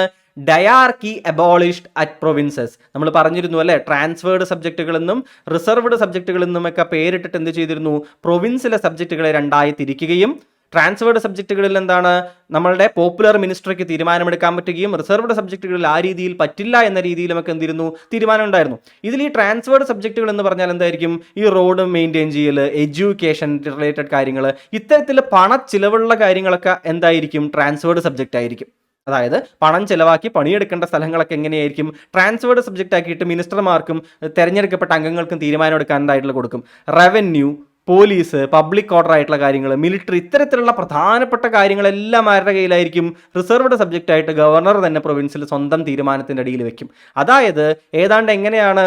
വിത്തൗട്ട് എനി പവർ എന്താണ്? ഒരുപാട് റെസ്പോൺസിബിലിറ്റി എന്ന രീതിയിലുള്ള ഒരു സ്ട്രക്ചർ ആയിരിക്കും ഏത്? ഈ ഡയാർക്കി എന്ന് പറയുന്ന സ്ട്രക്ചർ പ്രൊവിൻസസിൽ. അതുകൊണ്ട് തന്നെ അത് സ്വാഭാവികമായിട്ട് എന്ത് ചെയ്യും? അതൊരു വലിയ പരാജയമായിട്ട് മാറും. അതുകൊണ്ട് എന്ത് ചെയ്യുകയാണ്? പ്രൊവിൻസുകളിൽ സൈമൺ കമ്മീഷനാണ് ഈ എന്ത് വെക്കുന്നത്? ഈ ഒരു നിർദ്ദേശം വെക്കുന്നത്. ഗവൺമെന്റ് ഓഫ് ഇന്ത്യ ആക്ടിന് മുമ്പാണല്ലോ സൈമൺ കമ്മീഷൻ വരുന്നത്. ഓർമ്മയില്ലേ നിങ്ങൾക്ക് സൈമൺ കമ്മീഷനെ കുറിച്ച് നമ്മൾ പറഞ്ഞത്? 1927 1919 നിയമം എങ്ങനെയാണ് വർക്ക് ചെയ്യുന്നത് എന്ന് പഠിക്കാനാണ് ആര് വരുന്നത്? സൈമൺ കമ്മീഷൻ വരുന്നത്. 1919 നിയമം പഠിച്ചിട്ട് സൈമൺ കമ്മീഷൻ എന്ത് പറയുന്നുണ്ട്? ഡയാർക്കി അബോളിഷ് ചെയ്യണം എന്ന് കൃത്യമായിട്ട് എന്ത് ചെയ്യുന്നുണ്ട്? അവർ പറയുന്നുണ്ട്. എന്തുകൊണ്ടായിരിക്കും പറഞ്ഞിട്ടുണ്ടാവുക? നിങ്ങൾക്ക് ഊഹിക്കാവുന്നതേ ഉള്ളൂ അല്ലേ? എന്തൊക്കെയാണ്? ഡയാർക്കി അബോളിഷ് ചെയ്യാൻ പറഞ്ഞു. അതുപോലെ തന്നെ എന്ത് ചെയ്യുകയാണ്? ഇനി നമ്മൾ കാണും, ഒരു റെസ്പോൺസിബിൾ ഗവൺമെന്റ് എവിടേക്ക് വേണമെന്ന് പറയുന്നുണ്ട്? നമ്മളുടെ പ്രൊവിൻസുകളിലേക്ക് ഒരു റെസ്പോൺസിബിൾ ഗവൺമെന്റ് നിങ്ങൾ എന്ത് ചെയ്യണം? കൊടുക്കണം എന്നും ആര് പറയുന്നുണ്ട്? ഗവൺമെന്റ് ഓഫ് ഇന്ത്യ ആക്ടിൽ പിന്നീട് ഒരു നിർദ്ദേശം വരുന്നത് ആരുടെ പറച്ചിൽ കാരണമാണ് വരുന്നത്? അത് നമ്മളുടെ ഇതേ സൈമൺ കമ്മീഷന്റെ കാരണമാണ്. അപ്പൊ സൈമൺ കമ്മീഷന്റെ ധാരാളം നിർദ്ദേശങ്ങൾ എന്തിന് കാരണമാകുന്നുണ്ട്? ഗവൺമെന്റ് ഓഫ് ഇന്ത്യ ആക്ടിലെ ഈ രീതിയിൽ വരാൻ വേണ്ടിയിട്ട് കാരണമാകുന്നുണ്ട്. നിങ്ങൾ ഓർത്ത് പഠിക്കണം. അപ്പോൾ സൈമൺ കമ്മീഷൻ, റൗണ്ട് ടേബിൾ കോൺഫറൻസുകൾ, ധവളപത്രം, വൈറ്റ് പേപ്പർ, ഇവയുടെ എല്ലാത്തിൻ്റെയും കൂടി സമ്പൂർണ്ണമായിട്ടുള്ളൊരു പരിണിത ഫലമായിരുന്നു ഏത്? 1935 ഈ ആക്ട് എന്ന് നിങ്ങൾ എന്ത് ചെയ്യുക? കൃത്യമായിട്ട് ഓർത്ത് വെക്കാൻ വേണ്ടിയിട്ട് ശ്രമിക്കുക. അപ്പോൾ എന്ത് ചെയ്തിരിക്കുന്നു? ഡയാർക്കി പ്രൊവിൻസിൽ എന്ത് ചെയ്തിരിക്കുന്നു? അബോളിഷ് ചെയ്തിരിക്കുന്നു. അതിന് പകരം ശ്രദ്ധിച്ച് കേൾക്കുക, ഡയാർക്കി അബോളിഷ് ചെയ്തു. അതിന് പകരം എന്തു കൊടുക്കുന്നു? നേരത്തെ പറഞ്ഞ പോലെ പ്രൊവിൻഷ്യൽ ഓട്ടോണമി. എന്താണ് ആ വാക്ക്? Provincial autonomy. എന്താണ് പ്രൊവിൻഷ്യൽ ഓട്ടോണമി എന്ന് പറഞ്ഞു കഴിഞ്ഞാൽ അവിടെ റെസ്പോൺസിബിൾ ആയിട്ടുള്ള ചില എന്ത് പറയുകയാണ്? ഗവൺമെന്റുകൾ വരികയാണ്. മനസ്സിലാവുന്നുണ്ടോ നിങ്ങൾക്ക്? അതായത് ഇനി പ്രൊവിൻസിലെ ഗവർണർമാർ എന്ത് ചെയ്യണം? ഈ തെരഞ്ഞെടുക്കപ്പെടുന്ന ഈ ഒരു മിനിസ്റ്റർമാരുടെ എയ്ഡ് ആൻഡ് അഡ്വൈസ് അനുസരിച്ച് എന്ത് ചെയ്യണം? തീരുമാനങ്ങൾ എടുക്കണം. എല്ലാത്തിനും എക്സെപ്ഷൻസ് ഉണ്ട്. എഗെയിൻ പറയുന്നു, എക്സെപ്ഷൻസ് ഉണ്ട്. അവസാനം എന്ത് ചെയ്യാം? ഏത് തീരുമാനവും വീറ്റോ ചെയ്യാൻ പറ്റും. പക്ഷെ ജനറലി പറയുകയാണ് എന്നുണ്ടെങ്കിൽ എന്ത് വരികയാണ്? പ്രൊവിൻസുകൾ ഓട്ടോണമസ് ആയി മാറുകയാണ്. പ്രൊവിൻസുകൾ ഇനി അധികാരം എടുക്കുന്നത് എവിടെ നിന്നാണ്? വൈസ്രോയിൽ നിന്നോ മറ്റുമല്ല, ഡയറക്റ്റ് ഫ്രം ദ ക്രൗൺ ആണ്. ക്രൗൺ തന്നെയാണ് ആർക്ക് ഈ അധികാരങ്ങൾ കൊടുക്കുന്നത്? പ്രൊവിൻസുകൾക്ക് ഈ അധികാരം കൊടുക്കുന്നത്. അപ്പോൾ പ്രൊവിൻഷ്യൽ ഓട്ടോണമി ഉണ്ടാവുകയാണ്. മനസ്സിലാവുണ്ടോ നിങ്ങൾക്ക്? പ്രൊവിൻസിൽ ഇത്രയും കാലം ഡയാർക്കി ആയിരുന്നു. ഒരുപാട് സബ്ജക്റ്റുകൾ എങ്ങനെയായിരുന്നു? നമ്മളുടെ ഗവർണറുടെയും തുടർന്ന് വൈസ്രോയുടെയൊക്കെ തീരുമാനപ്രകാരം റിസർവ്ഡ് ആയിട്ട് എന്ത് ചെയ്യാൻ പറ്റുള്ളൂ? പല കാര്യങ്ങളും തീരുമാനിക്കാൻ പറ്റുള്ളൂ. പക്ഷെ അതെല്ലാം മാറിയിട്ട് ഇപ്പം എന്ത് ചെയ്യുകയാണ്? പ്രൊവിൻസുകൾ ഓട്ടോണമസ് ആയി മാറിയിരിക്കുന്നു. ഓട്ടോണമി കിട്ടിയിരിക്കുന്നു പ്രൊവിൻസുകൾക്ക് എന്ന് നിങ്ങൾ മനസ്സിലാക്കുക. അപ്പോൾ പ്രൊവിൻസുകളിൽ ഡയാർക്കി അബോളിഷ് ചെയ്യപ്പെട്ടു. ഒപ്പം തന്നെ പ്രൊവിൻസുകളിൽ ഓട്ടോണമി എന്ന് പറഞ്ഞ രീതിയിൽ റെസ്പോൺസിബിൾ ഗവൺമെന്റ് എന്ത് ചെയ്യുകയാണ്? വരികയാണ്. ഈ പ്രൊവിൻഷ്യൽ ഓട്ടോണമി പ്രാക്ടിക്കലി നമ്മൾ കാണുന്നത് എപ്പോഴാണെന്ന് നിങ്ങൾക്ക് അറിയാമോ? അത് 1937 എന്താണ് ഈ വർഷത്തിന്റെ പ്രത്യേകത? ജനറൽ ഇലക്ഷൻ നടക്കുന്നു. കോൺഗ്രസ് എന്ത് ചെയ്യുന്നുണ്ട്? ഏറ്റവും അധികം സ്ഥലങ്ങളിൽ കോൺഗ്രസ് വിജയിയായി വരുന്നു. കോൺഗ്രസ് പോപ്പുലർ മിനിസ്റ്ററുകൾ, ജനകീയ മന്ത്രിസഭകൾ കോൺഗ്രസ് ഉണ്ടാക്കുന്നു. അങ്ങനെ പ്രൊവിൻസുകളിൽ എന്ത് ചെയ്യുകയാണ്? ഓട്ടോണമസ് ആയിട്ടുള്ള മന്ത്രിസഭകൾ വരികയാണ്. മനസ്സിലാവുന്നുണ്ടോ നിങ്ങൾ? അപ്പോൾ ഇത്തരം മന്ത്രിസഭകൾ വരുന്നതൊക്കെ എന്ത് ചെയ്യുന്നുണ്ട്? വളരെ ശക്തമായിട്ട് സ്വാതന്ത്ര്യത്തിന്റെ ഒരു രുചി നമുക്ക് തരികയാണ്. മനസ്സിലാവുണ്ടോ നിങ്ങൾക്ക്? 35 ഈ മിനിസ്ട്രി ഫോർമേഷന് ശേഷം പിന്നീട് എന്ത് ചെയ്യുകയാണ്? പിന്നീട് സ്വാതന്ത്ര്യം എന്നതിൽ കുറഞ്ഞ ഒന്നും എന്ത് ചെയ്യാൻ പറ്റുന്നില്ല? ഓഫർ ചെയ്യാൻ പറ്റുന്നില്ല. നിങ്ങൾക്ക് മനസ്സിലാവുമല്ലേ? ഒരു തവണ അധികാരത്തിന്റെ രുചി കിട്ടിക്കഴിഞ്ഞാൽ പിന്നീട് എന്താ ചെയ്യുക? സബോർഡിനേറ്റ് ആയിട്ടൊക്കെ ഇരിക്കാൻ പറഞ്ഞാൽ ഏതെങ്കിലും ഒരാൾ ഇരിക്കുമോ? തീർച്ചയായിട്ടും ഇരിക്കില്ല. നിങ്ങൾ ഇതിന് ശേഷം കാണുന്നുണ്ട് അല്ലേ? നിങ്ങൾ ഹിസ്റ്ററി പഠിച്ച ആളുകളാണ്. ഓഗസ്റ്റ് ഓഫർ വരുന്നുണ്ട്, ക്രിപ്സ് മിഷൻ വരുന്നുണ്ട്, ക്യാബിനറ്റ് മിഷൻ വരുന്നുണ്ട്. ഇവരെല്ലാവരും ഓട്ടോണമസ് അല്ലെങ്കിൽ എന്താ പറയുക സബോർഡിനേറ്റ് ആയിട്ടുള്ള രീതിയിലൊക്കെയുള്ള വിവിധങ്ങളായിട്ടുള്ള ഓഫറുകൾ കൊടുക്കുമ്പോൾ കോൺഗ്രസ് ശരിയെന്ന് പറയുന്നുണ്ടോ? പറയുന്നില്ല. കാരണം എന്താണ്? ഇവർ സ്വാതന്ത്ര്യം രുചിച്ചിരിക്കുന്നു. ഈ ഒരു സമയത്ത് പ്രൊവിൻഷ്യൽ ഓട്ടോണമിയിലൂടെ എന്ത് കിട്ടുകയാണ്? ഒരു സ്വതന്ത്ര മന്ത്രിസഭ നമുക്ക് കിട്ടുകയാണെങ്കിൽ നമുക്ക് നമ്മുടെ രാജ്യത്തിന് വേണ്ടി എന്തെല്ലാം തീരുമാനങ്ങൾ എടുക്കാൻ പറ്റുമെന്ന് അവർക്ക് മനസ്സിലാവുകയാണ്. അതുകൊണ്ട് തന്നെയാണ് ഇതിനുശേഷം എന്ത് സംഭവിക്കാത്തത്? സ്വാതന്ത്ര്യം എന്ന വാക്കിൽ കുറഞ്ഞ, സ്വരാജ് എന്ന പദത്തിൽ കുറഞ്ഞ ഒരു ഓഫറും എന്ത് ചെയ്യുന്നില്ല, പിന്നീട് കോൺഗ്രസ് സ്വീകരിക്കുന്നില്ല എന്ന് നിങ്ങൾക്ക് കാണാൻ സാധിക്കും. അപ്പൊ ഇതൊക്കെ എന്താണ്? അതുമായി കൂട്ടിച്ചേർത്ത് വായിക്കണം. നമ്മൾ കോൺസ്റ്റിറ്റ്യൂഷനും ഹിസ്റ്ററിയും അത്രയധികം റിലേറ്റഡ് ആണ് എന്ന് പറഞ്ഞതിൻ്റെ അർത്ഥം കൂട്ടുകാർക്ക് ഏതാണ്ട് പലപ്പോഴായിട്ട് മനസ്സിലായിട്ടുണ്ടാകുമെന്ന് ഞാൻ പ്രതീക്ഷിക്കുകയാണ്. നിങ്ങൾ അങ്ങനെ ചേർത്ത് വായിക്കണം. സ്റ്റേറ്റ്മെന്റ് ക്വസ്റ്റ്യനുകളും മറ്റും വരുന്ന സമയത്ത് നിങ്ങൾക്കൊരു ഒരു ഐഡിയ മനസ്സിൽ വെച്ചുകൊണ്ട് വേഗം കറക്റ്റ് ആൻസർ സെലക്ട് ചെയ്യാൻ ഇത് വളരെയധികം സഹായകരമായിരിക്കും. ഓക്കെ, അപ്പോൾ പ്രൊവിൻഷ്യൽ ഓട്ടോണമി വന്നിരിക്കുന്നു. ഇനി നമ്മൾ പ്രൊവിൻസുകളിൽ അബോളിഷ് ചെയ്തില്ല ഈ ഡയാർക്കി. ആ ഡയാർക്കി എവിടെ ഇൻട്രൊഡ്യൂസ് ചെയ്യപ്പെടും? സെൻറ്ററിൽ ഇൻട്രൊഡ്യൂസ് ചെയ്യപ്പെടും. മനസ്സിലാവുണ്ടോ നിങ്ങൾക്ക്? സെൻറ്ററിൽ എന്ത് ചെയ്യും? ഈ ഡയാർക്കി ഇൻട്രൊഡ്യൂസ് ചെയ്യപ്പെടും. അവിടെ ചില വിഷയങ്ങൾ എന്ത് ചെയ്യുകയാണ്? ട്രാൻസ്ഫേർഡ് ആയിട്ടും ചില വിഷയങ്ങൾ എന്ത് ചെയ്യുകയാണ്? റിസർവ്ഡ് ആയിട്ട് മാറുകയാണ്. ഇതൊന്നും ആക്ച്വലി എന്ത് ചെയ്യുന്നില്ല, പലപ്പോഴായിട്ട് നിലവിൽ വരുന്നില്ല. ഇതെല്ലാം എന്താണ്? 35 ആക്ടിൽ ഇതെല്ലാം മുന്നോട്ട് വെക്കുന്നുണ്ടെങ്കിലും ഇതൊന്നും പലപ്പോഴും എന്ത് ചെയ്യുന്നില്ല, സംഭവിക്കുന്നില്ല എന്ന കാര്യം കൂടി നിങ്ങൾ എന്ത് ചെയ്യണം? മനസ്സിലാക്കേണ്ടതുണ്ട്. മറ്റൊരു കാര്യം നിങ്ങൾ ഇതിനൊപ്പം ചേർത്ത് ഓർത്ത് വെക്കുക. അത് ഡയറക്ട്ലി ഇന്ത്യയുമായി റിലേറ്റഡ് അല്ലെങ്കിലും ബർമ എന്ന് പറയുമല്ലോ, നമ്മുടെ മ്യാൻമാർക്ക് ഉൾപ്പെടുന്ന ബർമ എന്ന് പറയുന്ന പ്രദേശം അത്രയും കാലം എങ്ങനെയായിരുന്നു? ബർമ ആക്ച്വലി ഇന്ത്യയുടെ കൂടെയാണ് കിടക്കുന്നുണ്ടായിരുന്നത്. ബർമയെ ഇന്ത്യയുമായിട്ട് യൂണിഫൈ ചെയ്യുന്നുണ്ട് പണ്ട്. ഈ ബർമയെ എന്ത് ചെയ്യുകയാണ്? സെപ്പറേറ്റ് ചെയ്യുകയാണ്. കാരണം എന്തിനാണ്? സ്വാതന്ത്ര്യ സമരത്തിൽ ഇന്ത്യൻ നേതാക്കന്മാരും ബർമീസ് നേതാക്കന്മാരും ഒക്കെ കൂടിയിട്ട് ഒരുമിച്ച് ചേരാൻ തുടങ്ങുന്ന ഒരു രീതി ഇവർ കാണുന്നുണ്ട്. അതോടുകൂടി ഇവർ എന്ത് തീരുമാനിക്കുകയാണ്? ബർമയെ സെപ്പറേറ്റ് ആക്കാം. ഇന്ത്യയുടെ കൂടെ കൂട്ടി വെച്ചാൽ എന്ത് സംഭവിക്കാം? അത് പിന്നീട് തങ്ങൾക്ക് തലവേദനയാകുമെന്ന് മനസ്സിലാക്കുന്ന ബ്രിട്ടീഷുകാർ ബർമയെ സെപ്പറേറ്റ് ചെയ്ത് എന്ത് ചെയ്യുന്നുണ്ട്? വേറെ ആക്കുന്നുണ്ട്. ഇനി നിങ്ങൾ നോക്കൂ, മറ്റ് പ്രധാനപ്പെട്ട കാര്യങ്ങൾ പറയുകയാണെങ്കിൽ നമ്മൾ നേരത്തെ കമ്മ്യൂണൽ റെപ്രസെൻറ്റേഷൻ ഓൾറെഡി 1909 എന്ത് ചെയ്യുകയാണ്? അവർ മുസ്ലിങ്ങൾക്ക് സെപ്പറേറ്റ് ഇലക്ടറേറ്റ് കൊടുക്കുകയാണ്. ശേഷം 1919 അവരെന്ത് ചെയ്യുന്നുണ്ട്? ഇത് ആർക്കൊക്കെ നീട്ടുന്നുണ്ട്? 1919 ഇതവർ സിഖുകാർക്ക്, ഇന്ത്യൻ ക്രിസ്ത്യൻസിന് വേണ്ടിയിട്ട്, ആംഗ്ലോ ഇന്ത്യൻസിന് വേണ്ടിയിട്ട്, യൂറോപ്യന്മാർക്കൊക്കെ 1919 അവരെന്ത് ചെയ്യുന്നു? അത് എക്സ്റ്റെൻഡ് ചെയ്യുന്നു. ഇവിടെ 1935 ഇവരെന്ത് ചെയ്യുകയാണ്? ഈ ലിസ്റ്റിലേക്ക്, സെപ്പറേറ്റ് ഇലക്ടറേറ്റിലേക്ക് ഷെഡ്യൂൾഡ് കാസ്റ്റിലെ ആളുകളെയും സ്ത്രീകളെയും ലേബർ തൊഴിലാളികളെയും എന്ത് ചെയ്യുകയാണ്? അവർക്കും ഒരു സെപ്പറേറ്റ് റെപ്രസെൻറ്റേഷൻ കൊടുക്കുകയാണ്. മനസ്സിലാവുണ്ടോ നിങ്ങൾക്ക്? അപ്പോൾ പ്രധാനമായിട്ടും സ്ത്രീകളുടെ കാര്യം നിങ്ങൾ ആലോചിക്കുക. ചോദ്യമായിട്ട് വന്നിട്ടുണ്ട്. സ്ത്രീകൾക്ക് സെപ്പറേറ്റ് ഇലക്ടറേറ്റ് എന്നൊരാശയം വന്നത് ഏതിലായിരുന്നു? അത് ഗവൺമെന്റ് ഓഫ് ഇന്ത്യ ആക്ട് 1935 പ്രകാരമായിരുന്നു. വോട്ടിംഗ് ശതമാനം കുറച്ചുകൂടി കൂടുകയാണ്.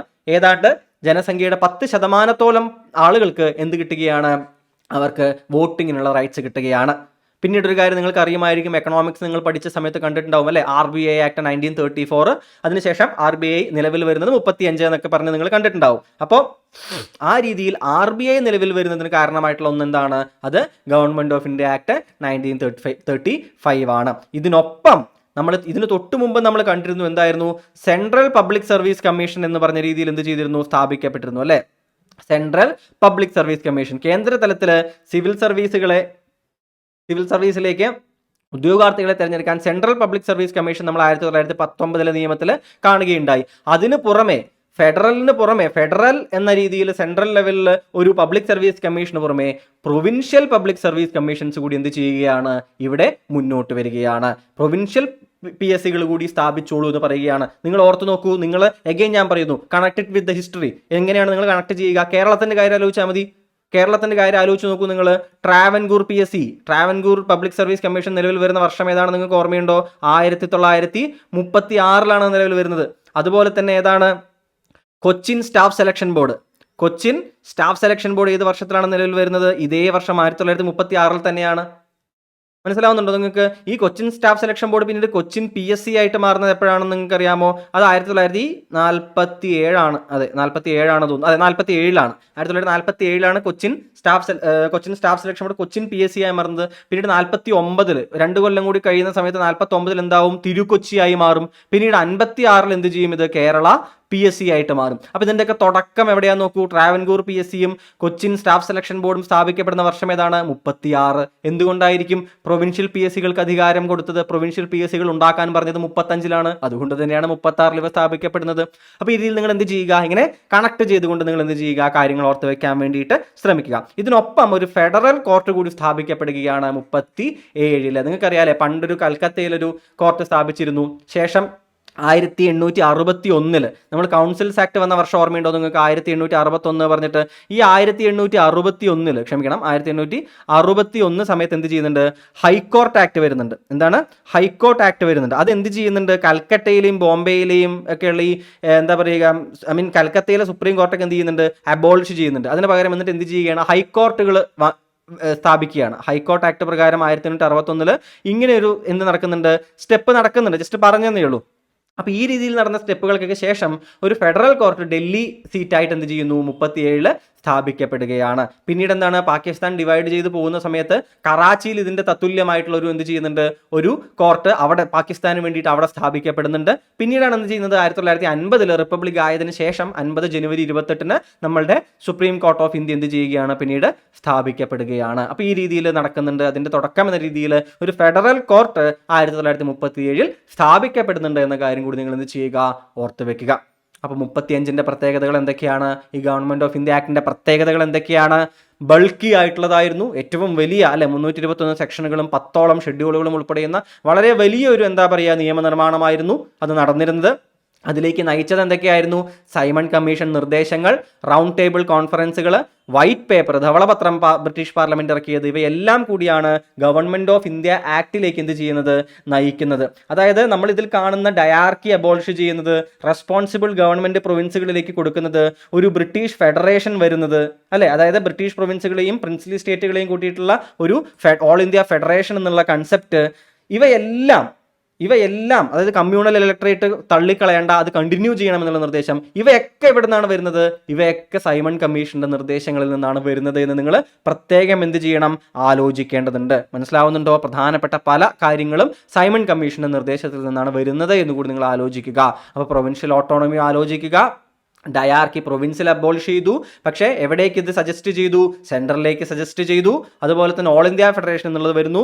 ഡിവിഷൻ ഓഫ് പവർ 3 ലിസ്റ്റുകൾ, പക്ഷേ റെസിഡ്യൂറി പവർ വിത്ത് വൈസ്രോയി. സ്ത്രീകൾക്കും തൊഴിലാളികൾക്കും ഷെഡ്യൂൾ കാസ്റ്റുകൾക്കും കൂടി കമ്മ്യൂണൽ റെപ്രസെന്റേഷൻ എക്സ്റ്റെൻഡ് ചെയ്യുന്നു. 10% ജനവിഭാഗങ്ങൾക്ക്, ഈ ശതമാനം ഓർത്ത് വെച്ചോളൂ, ഈ ശതമാനം തന്നുകൊണ്ട് തന്നെ ചോദിച്ചിട്ടുണ്ട്. 10% ജനവിഭാഗങ്ങൾക്ക് എന്ത് ചെയ്യുന്നു? ഫ്രാഞ്ചൈസി പവർ കിട്ടുന്നു. RBI നിലവിൽ വന്നത്, ഫെഡറൽ കോർട്ട് നിലവിൽ വരുന്നത്, ഫെഡറൽ ആൻഡ് പ്രൊവിൻഷ്യൽ PSIs നിലവിൽ വരുന്നത്, എല്ലാത്തിനും കാരണമായ ആക്ട് ഏതാണ്? 1935. ഇതിനുശേഷം നിങ്ങൾക്കുള്ള പണിയാണ്. ഇത് ഞാൻ പറയില്ല, ഇത് നിങ്ങൾക്കുള്ള പണിയാണ്. എന്താണ്? ഹിസ്റ്റോറിക്കൽ പെർസ്പെക്റ്റീവ് എന്ന് പറഞ്ഞില്ലേ? ഹിസ്റ്റോറിക്കൽ പെർസ്പെക്റ്റീവിൽ ഇതിന് ശേഷം നടക്കുന്ന പ്രധാനപ്പെട്ട സംഭവങ്ങൾ എന്ത് ചെയ്യുക? നിങ്ങൾ തന്നെ ഒന്ന് കണക്ട് ചെയ്ത് മനസ്സിലാക്കിയെടുക്കുക. കാരണം നമ്മൾ ഹിസ്റ്ററി ഇതിൻ്റെ ഒപ്പം പറഞ്ഞു പോകേണ്ട കുറേ ആവശ്യമില്ല. കണക്ട് ചെയ്യാൻ ഹിസ്റ്ററി പറയുന്നുണ്ട് എന്നതല്ലാതെ ഹിസ്റ്ററി പഠിപ്പിക്കാനോട് പറ്റില്ലല്ലോ. അത് തീർച്ചയായും നിങ്ങൾ ഹിസ്റ്ററി ക്ലാസ്സിൽ നിങ്ങൾ പഠിക്കും. അപ്പോൾ 1937 എന്ത് നടക്കുന്നു? 35 ഈ ആക്ടിന് ശേഷം അതിൻ്റെ അടിസ്ഥാനത്തിൽ എന്താണ്? ജനറൽ ഇലക്ഷൻ നടക്കുന്നു നമ്മൾ പറഞ്ഞു. കോൺഗ്രസ് എന്ത് ചെയ്യുന്നുണ്ട്? അധികാരത്തിൽ വരുന്നുണ്ട്. ശേഷം എന്ത് ചെയ്യുന്നുണ്ട്? 39 നമ്മളോട് ചോദിക്കാതെ 2ാം ലോക മഹായുദ്ധത്തിൽ ഇന്ത്യയുടെ സപ്പോർട്ട് ബ്രിട്ടീഷ് ഗവൺമെന്റ് പ്രഖ്യാപിച്ചതിൽ പ്രതിഷേധിച്ച് 39 എന്ത് ചെയ്യുന്നു? എല്ലാവരും അതിൽ നിന്ന് റിസൈൻ ചെയ്യുന്നു, മന്ത്രിസഭകളിൽ നിന്ന് റിസൈൻ ചെയ്യുന്നു. ശേഷം ബ്രിട്ടീഷുകാർ ഒരു അപ്പീസ്മെന്റ് എന്നുള്ള രീതിയിൽ എന്ത് ചെയ്യുന്നുണ്ട്? 1940 ഓഗസ്റ്റ് ഓഫറുമായിട്ട് വരുന്നുണ്ട് അല്ലെ. ഓഗസ്റ്റ് ഓഫറുമായിട്ട് ആരാണ്? ലോർഡ് ലിൻലിത് ഗോന്റെ സമയത്താണ്, വൈസ്രോയി ആയിരുന്ന സമയത്താണ് ഓഗസ്റ്റ് ഓഫർ പ്രഖ്യാപിക്കപ്പെടുന്നത് അല്ലെ. ഒരു ഡൊമീനിയൻ സ്റ്റാറ്റസ് ആണ് എന്ത് ചെയ്യുന്നത്? നമുക്ക് നൽകുന്നത്, നമുക്ക് ഓഫർ ചെയ്യുന്നത്. പക്ഷെ നമ്മൾ തീർച്ചയായിട്ടും നേരത്തെ പറഞ്ഞ പോലെ തന്നെ 37 മിനിസ്ട്രി കിട്ടിയതോട് കൂടിയിട്ട് എന്ത് ചെയ്യുന്നുണ്ട്? ഒരു ഫ്രീ പീപ്പിൾ ആയിട്ട് നമ്മൾ എങ്ങനെ ജീവിക്കുന്നു, നമ്മൾ അതിൻ്റെ ടേസ്റ്റ് കിട്ടി. ഇനി നമ്മൾ ഡൊമീനിയൻ സ്റ്റാറ്റസിൽ നമ്മൾ ഒതുങ്ങിക്കൂടുമോ? തീർച്ചയായിട്ടും നമ്മളത് നിരാകരിക്കുന്നു. അപ്പോൾ ഓഗസ്റ്റ് ഓഫർ എന്ത് ചെയ്യുന്നു? അത് പരാജയപ്പെടുകയാണ്. ശേഷം ക്രിപ്സ് മിഷൻ വരികയാണ് 42. ഇത് രണ്ടും ആരുടെ നിർദ്ദേശപ്രകാരം? വിൻസ്റ്റൺ ചർച്ചിലാണ് ഈ സമയത്ത് യുദ്ധത്തിന്റെ കാലഘട്ടത്തിൽ അവിടുത്തെ പ്രധാനമന്ത്രി നിങ്ങൾ ആലോചിക്കുക. അപ്പോൾ ക്രിപ്സ് മിഷൻ വരികയാണ്. ക്രിപ്സ് മിഷനും എന്ത് ചെയ്യും? ഇതുപോലെ തന്നെ ഡൊമീനിയൻ സ്റ്റാറ്റസ് ഓഫർ ചെയ്യും. ഒരു ഭരണഘടനാ സഭ രൂപീകരിക്കാം എന്നെന്ത് ചെയ്യും? അവരൊരു വാഗ്ദാനമൊക്കെ നൽകും. പക്ഷേ തീർച്ചയായിട്ടും എന്ത് ചെയ്യും? ഇന്ത്യ ഉടനടി ഞങ്ങൾക്ക് സ്വാതന്ത്ര്യം വേണം, ഞങ്ങൾ എന്ത് ചെയ്യുകയാണ്? ഒരു കോളനി ആയിട്ട് നിൽക്കുന്ന ഞങ്ങൾക്ക് എങ്ങനെ നിങ്ങളെ സഹായിക്കാൻ പറ്റും? നിങ്ങൾ സ്വാതന്ത്ര്യത്തിന് വേണ്ടി, മറ്റുള്ള രാജ്യങ്ങളുടെ സ്വാതന്ത്ര്യത്തിന് വേണ്ടി ജർമ്മനിക്കെതിരെ പോരാടുകയാണ് എന്നുണ്ടെങ്കിൽ ഞങ്ങൾക്ക് ആദ്യം സ്വാതന്ത്ര്യം തരൂ എന്ന് ആവശ്യപ്പെടുകയാണ്? ഇന്ത്യ ആവശ്യപ്പെടുകയാണ്. അതുകൊണ്ട് തന്നെ എന്ത് ചെയ്യുന്നു? ക്രിപ്സ് മിഷനും പരാജയപ്പെടുന്നു. വിൻസ്റ്റൺ ചർച്ചിൽ എന്ത് ചെയ്യുകയാണ്? അവരെ തിരിച്ചു വിളിക്കുകയാണ്. ക്രിപ്സ് മിഷന്റെ പരാജയം എന്തിലേക്കാണ് നയിക്കുന്നത്? നിങ്ങൾക്ക് ഓർമ്മയില്ലേ? ക്വിറ്റ് ഇന്ത്യ മൂവ്മെന്റ് അല്ലേ? ക്വിറ്റ് ഇന്ത്യ മൂവ്മെന്റ് എങ്ങനെയാണ് ലോഞ്ച് ചെയ്യപ്പെടുന്നത്? ക്രിപ്സ് മിഷൻ പരാജയപ്പെടുന്നതോട് കൂടിയിട്ട് ക്വിറ്റ് ഇന്ത്യ മൂവ്മെന്റ് ലോഞ്ച് ചെയ്യപ്പെടുന്നു. ക്വിറ്റ് ഇന്ത്യ മൂവ്മെന്റ് എന്ത് ചെയ്യുന്നു? എല്ലാ നേതാക്കളെയും അറസ്റ്റ് ചെയ്യും. ഇതിനെ അതിരൂക്ഷമായി ബ്രിട്ടീഷുകാർ അടിച്ചമർത്തും. ശേഷമാണ് എന്താണ് പല പല പ്ലാനുകൾ വരുന്നുണ്ട് അല്ലേ? പല പുതിയ പ്ലാനുകൾ എന്ത് ചെയ്യുന്നുണ്ട്? മുന്നോട്ട് വരുന്നുണ്ട്. പക്ഷേ ഇതിൽ പലതും എന്ത് ചെയ്യുന്നു? ശരിയാവുന്നില്ല. CR ഫോർമുല വരുന്നുണ്ട് 1944 അല്ലേ? കോപ്പറേഷൻ, മുസ്ലിം ലീഗുമായിട്ടൊരു കോപ്പറേഷൻ ശ്രമിക്കുന്നതിന് വേണ്ടി CR ഫോർമുല 1944 വരുന്നുണ്ട്. ശേഷം എന്ത് സംഭവിക്കുകയാണ്? ഒരു പ്രധാനപ്പെട്ട കാര്യം വേവൽ പ്ലാൻ അല്ലേ? വേവൽ പ്ലാൻ ഷിംല കോൺഫറൻസിൽ വേവൽ പ്ലാൻ വരുന്നുണ്ട്. വേവൽ പ്ലാൻ എന്ത് ചെയ്യുന്നുണ്ട്? എക്സിക്യൂട്ടീവ് കൗൺസിലിലേക്കും മറ്റും കുറച്ചുകൂടി ആളുകളെ എടുക്കുന്നതിന് വേണ്ടിയിട്ടും മുസ്ലിങ്ങളെയും ഹിന്ദുക്കളെയും ഒന്നിച്ചു കൊണ്ടുപോകാൻ ശ്രമിക്കുമോ എന്ന രീതിയിലൊക്കെ എന്ത് ചെയ്യുന്നുണ്ട്? കാര്യങ്ങൾ ശ്രമിക്കുന്നുണ്ട്. പക്ഷേ അവരെന്ത് ചെയ്യുന്നുണ്ട്? കൃത്യമായിട്ട് വേവൽ പ്ലാനിൽ മുസ്ലിം ലീഗിനെ എന്ത് ചെയ്യാൻ ശ്രമിക്കുന്നുണ്ട്? അപ്പീസ് ചെയ്യാനുള്ള പല രീതിയിലുള്ള കാര്യങ്ങളും നോക്കുന്നുണ്ട്. നിങ്ങൾക്ക് ഓർമ്മയുണ്ടാവുമെന്ന് വിചാരിക്കുന്നു. പക്ഷേ ഇതൊക്കെ എന്ത് ചെയ്യുകയാണ്? അവസാനം പരാജയപ്പെടുകയാണ്. സ്വന്തമായിട്ടുള്ളൊരു ഭരണഘടന നിർമ്മിക്കാനുള്ള നിർദ്ദേശം ആദ്യമായിട്ട് ഈ വേവൽ പ്ലാനിലാണ് വരുന്നത്. അതായത് നിങ്ങൾ സ്വന്തമായ ഭരണഘടന നിർമ്മിക്കൂ എന്നുള്ള നിർദ്ദേശം മുന്നോട്ട് വെച്ച പദ്ധതി ഏതായിരുന്നു? വേവൽ പ്ലാൻ ആയിരുന്നു. പക്ഷേ ഇതും എന്താവുന്നില്ല? സക്സസ്ഫുൾ ആവുന്നില്ല. കാരണം എന്താണ്? മുസ്ലിം ലീഗ് എന്ത് പറഞ്ഞിരുന്നു? ഇതിലേക്ക് വരുന്ന ഈ ഒരു ഭരണഘടനാ സമിതി ഉണ്ടാക്കുകയാണെങ്കിൽ അതിലേക്കുള്ള എല്ലാ മുസ്ലിങ്ങളെയും ആര് റെപ്രസെന്റ് ചെയ്യും അല്ലെങ്കിൽ നിർദ്ദേശിക്കും? മുസ്ലിം ലീഗ് നിർദ്ദേശിക്കും എന്ന് പറഞ്ഞു. അതിനർത്ഥം എന്താ? എന്തുകൊണ്ടാണ് അത് അങ്ങനെ പറയുന്നത്? കാരണം കോൺഗ്രസ് എന്താണ്? ഒരു പ്യുവർ ഹിന്ദു സംഘടന മാത്രമാണെന്ന് ആക്കി മാറ്റണം അല്ലേ? അതുകൊണ്ട് കോൺഗ്രസ് എന്ത് ചെയ്യുന്നു? ഇതിന് സമ്മതിക്കുമോ? തീർച്ചയായും സമ്മതിക്കില്ല. അപ്പോൾ ഈ രീതിയിൽ വേവൽ പ്ലാൻ ഷിംല കോൺഫറൻസ് ചർച്ചകളും എന്ത് ചെയ്യുന്നു? എവിടേക്കും എന്ത് ചെയ്യുന്നില്ല? എത്തുന്നില്ല. പിന്നീട് അവസാനം എന്ത് ചെയ്യുകയാണ്? ക്യാബിനറ്റ് മിഷൻ വരികയാണ്. 1946 വരികയാണ്. ആരായിരുന്നു? ക്ലെമന്റ് അറ്റ്ലി ആയിരുന്നു ആ സമയത്ത് പ്രധാനമന്ത്രി. അദ്ദേഹം എന്ത് ചെയ്യുന്നു? ക്യാബിനറ്റ് മിഷനെ ഇങ്ങോട്ട് അയക്കുന്നു. ക്യാബിനറ്റ് മിഷൻ വന്നിട്ട് എന്ത് ചെയ്യും? അതിലെ പ്രധാനപ്പെട്ട 3 ആളുകളാണ്ടായിരുന്നു. 3 പേരാണ് ഈ ക്യാബിനറ്റ് മിഷനായിട്ട് വരുന്നത്. ആ പേരുകൾ വളരെ ഇമ്പോർട്ടൻ്റ് ആണ്, നിങ്ങൾ ഓർക്കുക. Pethick Lawrence, Stafford Cripps, AV Alexander. Cripps മിഷനിൽ വന്ന അതേ ക്രിപ്സ് ആണ് ഇതിലുള്ള വേറൊരു അംഗം, സ്റ്റാഫോർഡ് ക്രിപ്സ് എന്ന് പറയുന്നത്. ഇവർ വന്നിട്ട് വളരെ പ്രധാനപ്പെട്ട പല കാര്യങ്ങളും ഇവർ പറയുന്നുണ്ട്. എന്താണ്? ഒരു ഇടക്കാല ഗവൺമെന്റ് സ്ഥാപിക്കാൻ അവർ പറയുന്നുണ്ട് അല്ലെ? ഒരു ഇടക്കാല ഗവൺമെന്റ് സ്ഥാപിക്കാൻ പറ്റുന്നുണ്ട്. ഇന്ത്യയുടെ ഫ്രീഡം അല്ലെ, സ്വാതന്ത്ര്യം എന്ത് ചെയ്യുക? പെട്ടെന്ന് തന്നെ പ്രഖ്യാപിക്കാൻ. ഈ സമയമാകുമ്പോഴേക്കും എന്തായി? സംസ്ഥാനം ഫ്രീഡത്തിനെ കുറിച്ചായി.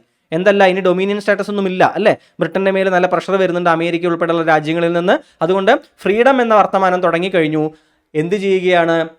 ഫ്രീഡത്തിനെ കുറിച്ചുള്ള കാര്യങ്ങൾ നമുക്ക് എന്ത് ചെയ്യാം? വേഗത്തിൽ നടപ്പിലാക്കാമെന്നുള്ളൊരു തീരുമാനമെടുക്കുകയാണ്. ഇതിനെല്ലാത്തിലും ഉപരി ഇടക്കാല ഗവൺമെന്റ്, സ്വാതന്ത്ര്യം എന്ന വർത്തമാനം, ഇതിനെല്ലാത്തിലും ഉപരിയായിട്ട് ക്യാബിനറ്റ് മിഷൻ എന്തിലേക്കാണ് ഡയറക്ട്ലി നയിച്ചത് എന്ന് ചോദിച്ചാൽ ഉത്തരം എന്താണ്? അത് കോൺസ്റ്റിറ്റ്യുവന്റ് അസംബ്ലിയാണ്. നമുക്ക് വേണ്ടി നമ്മൾ എന്ത് ചെയ്യാൻ പോകുന്നു?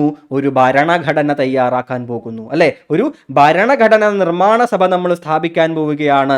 ഇത് കൃത്യമായിട്ട് ശുപാർശ ചെയ്തത് ആരാണെന്ന് ചോദിച്ചു കഴിഞ്ഞാൽ അത് 1946 ക്യാബിനറ്റ് മിഷൻ ആയിരുന്നു.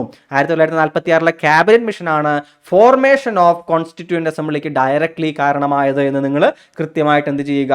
ആലോചിക്കുക. 46 സെപ്റ്റംബറിൽ എന്ത് ചെയ്യുന്നുണ്ട്? ഒരു ഇടക്കാല ഗവൺമെന്റ് രൂപീകരിക്കുന്നുണ്ട് നെഹ്റുവിൻ്റെ നേതൃത്വത്തിൽ. ആദ്യം മുസ്ലിം ലീഗ് ചേരില്ല എന്നുണ്ടെങ്കിലും പിന്നീട് മുസ്ലിം ലീഗ് എന്ത് ചെയ്യും? അതിലേക്ക് വന്ന് ചേരുന്നുണ്ട്. അവസാനം എന്ത് ചെയ്യുകയാണ്? 46 എന്ത് ചെയ്യും? ഒരു കോൺസ്റ്റിറ്റ്യുവന്റ് അസംബ്ലി എന്ത് ചെയ്യുകയാണ്? രൂപീകരിക്കപ്പെടുകയാണ്. കോൺസ്റ്റിറ്റ്യുവന്റ് അസംബ്ലിയെ കുറിച്ചുള്ള ചർച്ച നമ്മൾ തീർച്ചയായിട്ടും ഏത് ക്ലാസ്സിൽ തുടങ്ങും? തൊട്ടടുത്ത ക്ലാസ്സിലാണ് തുടങ്ങുന്നത്. 46 നവംബറിൽ രൂപീകരിക്കപ്പെടുന്ന കോൺസ്റ്റിറ്റ്യുവന്റ് അസംബ്ലിയുടെ ആദ്യത്തെ സമ്മേളനം നടക്കുന്നത് എപ്പോഴാണ്? 1946 ഡിസംബർ 9 ആദ്യത്തെ കോൺസ്റ്റിറ്റ്യൂവന്റ് അസംബ്ലിയുടെ മീറ്റിംഗ് നടക്കുന്നത്. ഡിസംബർ 9 ഇതിനെക്കുറിച്ചുള്ള ചർച്ചകൾ നമ്മൾ അടുത്ത ക്ലാസ്സിലാണ് തുടങ്ങുക. അപ്പോൾ ഹിസ്റ്റോറിക്കലി നോക്കുമ്പോൾ നിങ്ങൾക്ക് ഇപ്പോൾ മനസ്സിലായോ എങ്ങനെയാണ് ഈ കോൺസ്റ്റിറ്റ്യൂവന്റ് അസംബ്ലിയിലേക്ക് നമ്മൾ എത്തിച്ചേർന്നത് എന്നുള്ള കാര്യം? ഇത്രയും കാര്യങ്ങളാണ് നിങ്ങൾ എന്ത് ചെയ്യേണ്ടത്? ഹിസ്റ്റോറിക്കൽ പെർസ്പെക്റ്റീവിൽ നിങ്ങൾ കൃത്യമായിട്ട് പഠിച്ചു വെക്കേണ്ടത്. ഒരു കാര്യം കൂടി നമ്മൾ എന്ത് ചെയ്യുന്നു? പറഞ്ഞ് അവസാനിപ്പിക്കുന്നു. എന്താണത്? Indian independence act. എന്താണ് ഇന്ത്യൻ ഇൻഡിപെൻഡൻസ് ആക്ട്? ആരായിരുന്നു ഇന്ത്യയുടെ ഈ സ്വാതന്ത്ര്യ പ്രഖ്യാപനം എന്നുള്ള ഈ കാര്യം നടത്തുന്നത്? അത് തീർച്ചയായിട്ടും നിങ്ങൾക്കറിയാം ആരായിരുന്നു ആ സമയത്ത് എന്നുള്ളത്. പ്രധാനമന്ത്രി ആരായിരുന്നു? ക്ഷമിക്കണം, അത് ക്ലെമന്റ് അറ്റ്ലി ആയിരുന്നു. ആരായിരുന്നു? ക്ലെമന്റ് അറ്റ്ലി ആയിരുന്നു ആ സമയത്തെ പ്രധാനമന്ത്രിയായിട്ട് ഉണ്ടായിരുന്ന ആള്. അപ്പോൾ ക്ലെമന്റ് അറ്റ്ലി എന്ത് പറയുന്നുണ്ട് കൃത്യമായിട്ട്? ഇന്ത്യൻ ഇൻഡിപെൻഡൻസ് ആക്ടിനെ കുറിച്ച് കൃത്യമായിട്ട് ഇന്ത്യൻ ഇൻഡിപെൻഡൻസ് ആക്ട് എന്ത് ചെയ്യുകയാണ്? പാസ്സാക്കുകയാണ്. ബേസിക്കലി എന്താണ്? ഇന്ത്യക്ക് വേണ്ടി ബ്രിട്ടീഷുകാർ പാസ്സാക്കുന്ന അവസാനത്തെ നിയമമാണിത് ഇന്ത്യൻ ഇൻഡിപെൻഡൻസ് ആക്ട് എന്ന് പറയുന്നത്. 1947 എന്ത് ചെയ്യുകയാണ്? ക്ലെമന്റ് അറ്റ്ലി ബ്രിട്ടീഷ് പാർലമെന്റിൽ ഇത് അവതരിപ്പിക്കുകയാണ്. ശേഷം എന്ത് ചെയ്യുന്നു? ഇതിന് അസെന്റ് കിട്ടുന്നു. ജോർജ് ആറാമൻ എന്ത് ചെയ്യുകയാണ്? ഇത് അസെന്റ് ചെയ്യുകയാണ്. ശേഷം മുസ്ലിം ലീഗ് എന്ത് ചെയ്യുന്നു? ഈ ഒരു ആക്ട് ഇറങ്ങുന്നതോടുകൂടി മുസ്ലിം ലീഗ് തങ്ങളുടെ അജിറ്റേഷൻ വളരെ വയലന്റ് ആയിട്ട് മുന്നോട്ട് കൊണ്ടുപോവുകയാണ്. പ്രത്യേകം ഒരു പാകിസ്ഥാൻ വേണമെന്ന് വെച്ചിട്ട്. അതിനുശേഷം മൗണ്ട് ബാറ്റൻ പ്ലാൻ ജൂൺ 3 വരികയാണ്. അല്ലെ, ഇത് ജൂൺ 3 പ്ലാൻ എന്ന പേരിൽ അറിയപ്പെടുന്നുണ്ട്. ബാൾക്കൻ പ്ലാൻ എന്ന പേരിൽ അറിയപ്പെടുന്നത്. എന്തുകൊണ്ടാണ് ബാൾക്കൻ പ്ലാൻ എന്നറിയപ്പെടുന്നത്? എന്താണ് ഈ ബാൾക്കൻ എന്നുള്ള വാക്കിനർത്ഥം? ബാൾക്കനൈസേഷൻ എന്ന് പറയും. അതായത് ഒരു പ്രദേശത്തിനെ പലതായിട്ട് വിഭജിക്കുക എന്നുള്ളൊരു അർത്ഥം വരുന്ന ഒരു പദമാണ് ബാൾക്കനൈസേഷൻ. ഇംഗ്ലീഷിലൊക്കെ ചോദ്യം വരാറുണ്ട് യൂസേജ് പറഞ്ഞിട്ട്. ബാൾക്കനൈസേഷൻ പറഞ്ഞ എന്താണ്? ഒരു പ്രദേശത്തിനെ പലതായി വിഭജിക്കുകയാണെങ്കിൽ ഇറ്റ് ഈസ് കോൾഡ് ബാൾക്കനൈസേഷൻ. പണ്ട് യൂറോപ്പിൽ 1-ാം ലോക മഹായുദ്ധത്തിന് കാരണമായിട്ടുള്ള വർത്തമാനങ്ങളിലൊന്നൊക്കെയാണ് ഇത് ബാൾക്കനൈസേഷൻ എന്നൊക്കെ പറയുന്നത്. അപ്പോൾ ഈ ബാൾക്കനൈസേഷൻ എന്ന് പറയുന്ന ഈ ഒരു പരിപാടി, അതായത് ഇന്ത്യയും പാകിസ്ഥാനെയും വിഭജിക്കുക, അതുകൊണ്ടാണ് ബാൾക്കൻ പ്ലാൻ എന്നതിനെ വിളിക്കുന്നത്. ഈ പ്ലാൻ ഉൾപ്പെടെയുള്ള കാര്യങ്ങൾ മൗണ്ട് ബാറ്റൻ പ്ലാൻ എന്ന പേരിൽ ജൂൺ 3 എന്ത് ചെയ്യുകയാണ്? അത് പുറപ്പെടുവിക്കുകയാണ്. പ്രിൻസ്ലി സ്റ്റേറ്റ്സിന് എന്തിനുള്ള അധികാരമുണ്ടായിരുന്നു? അവർക്ക് ഡിസൈഡ് ചെയ്യാം ഇന്ത്യയുടെ ഒപ്പം പോകണോ പാകിസ്ഥാൻ്റെ ഒപ്പം പോകണമോ അതോ സ്വതന്ത്രമായി നിൽക്കണമോ എന്ന് ഡിസൈഡ് ചെയ്യാനുള്ള അധികാരം പ്രിൻസ്ലി സ്റ്റേറ്റുകൾക്കും ഉണ്ടായിരുന്നു. അപ്പോൾ എന്ത് ചെയ്യുന്നു? നമ്മൾ 1773 തുടങ്ങിയ, എപ്പോഴാണ്? 1773 തുടങ്ങിയ ഈ ഒരു ദീർഘമായ യാത്ര എന്ത് ചെയ്യുകയാണ്?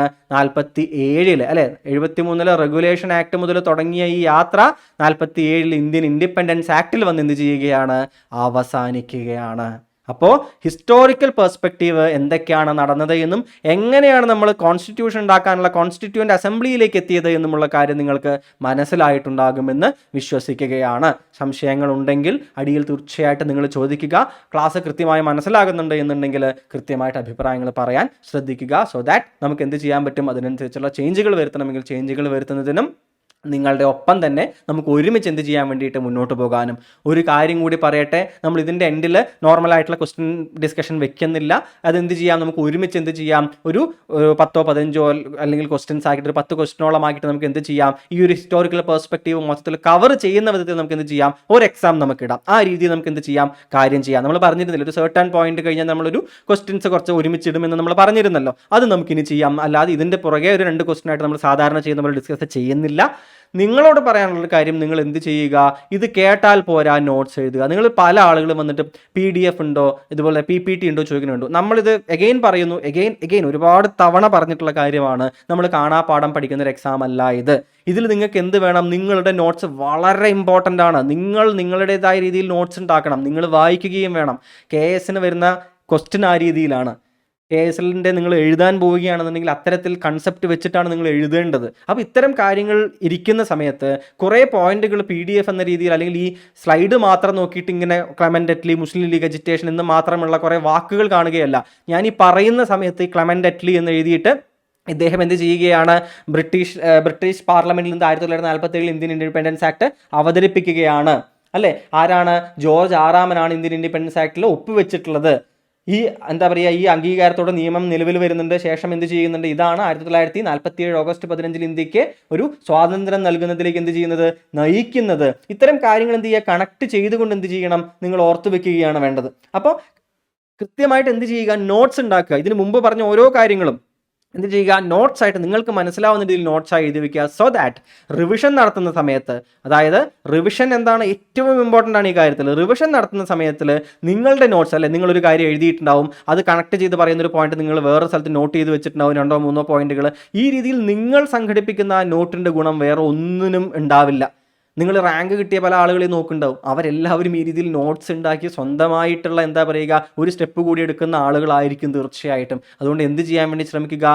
കൃത്യമായിട്ട് നോട്ട് ഡൗൺ ചെയ്ത കാര്യങ്ങൾ നിങ്ങളുടേതായിട്ടുള്ളൊരു ബുക്കിലേക്ക് മാറ്റി നിങ്ങൾക്ക് കൃത്യമായി റിവൈസ് ചെയ്യാൻ പറ്റുന്ന രീതിയിലേക്ക് എന്ത് ചെയ്യുക? ഈ ക്ലാസ്സുകളെ ഒരു രൂപമാറ്റം വരുത്തി സൂക്ഷിക്കാൻ ശ്രമിക്കുക.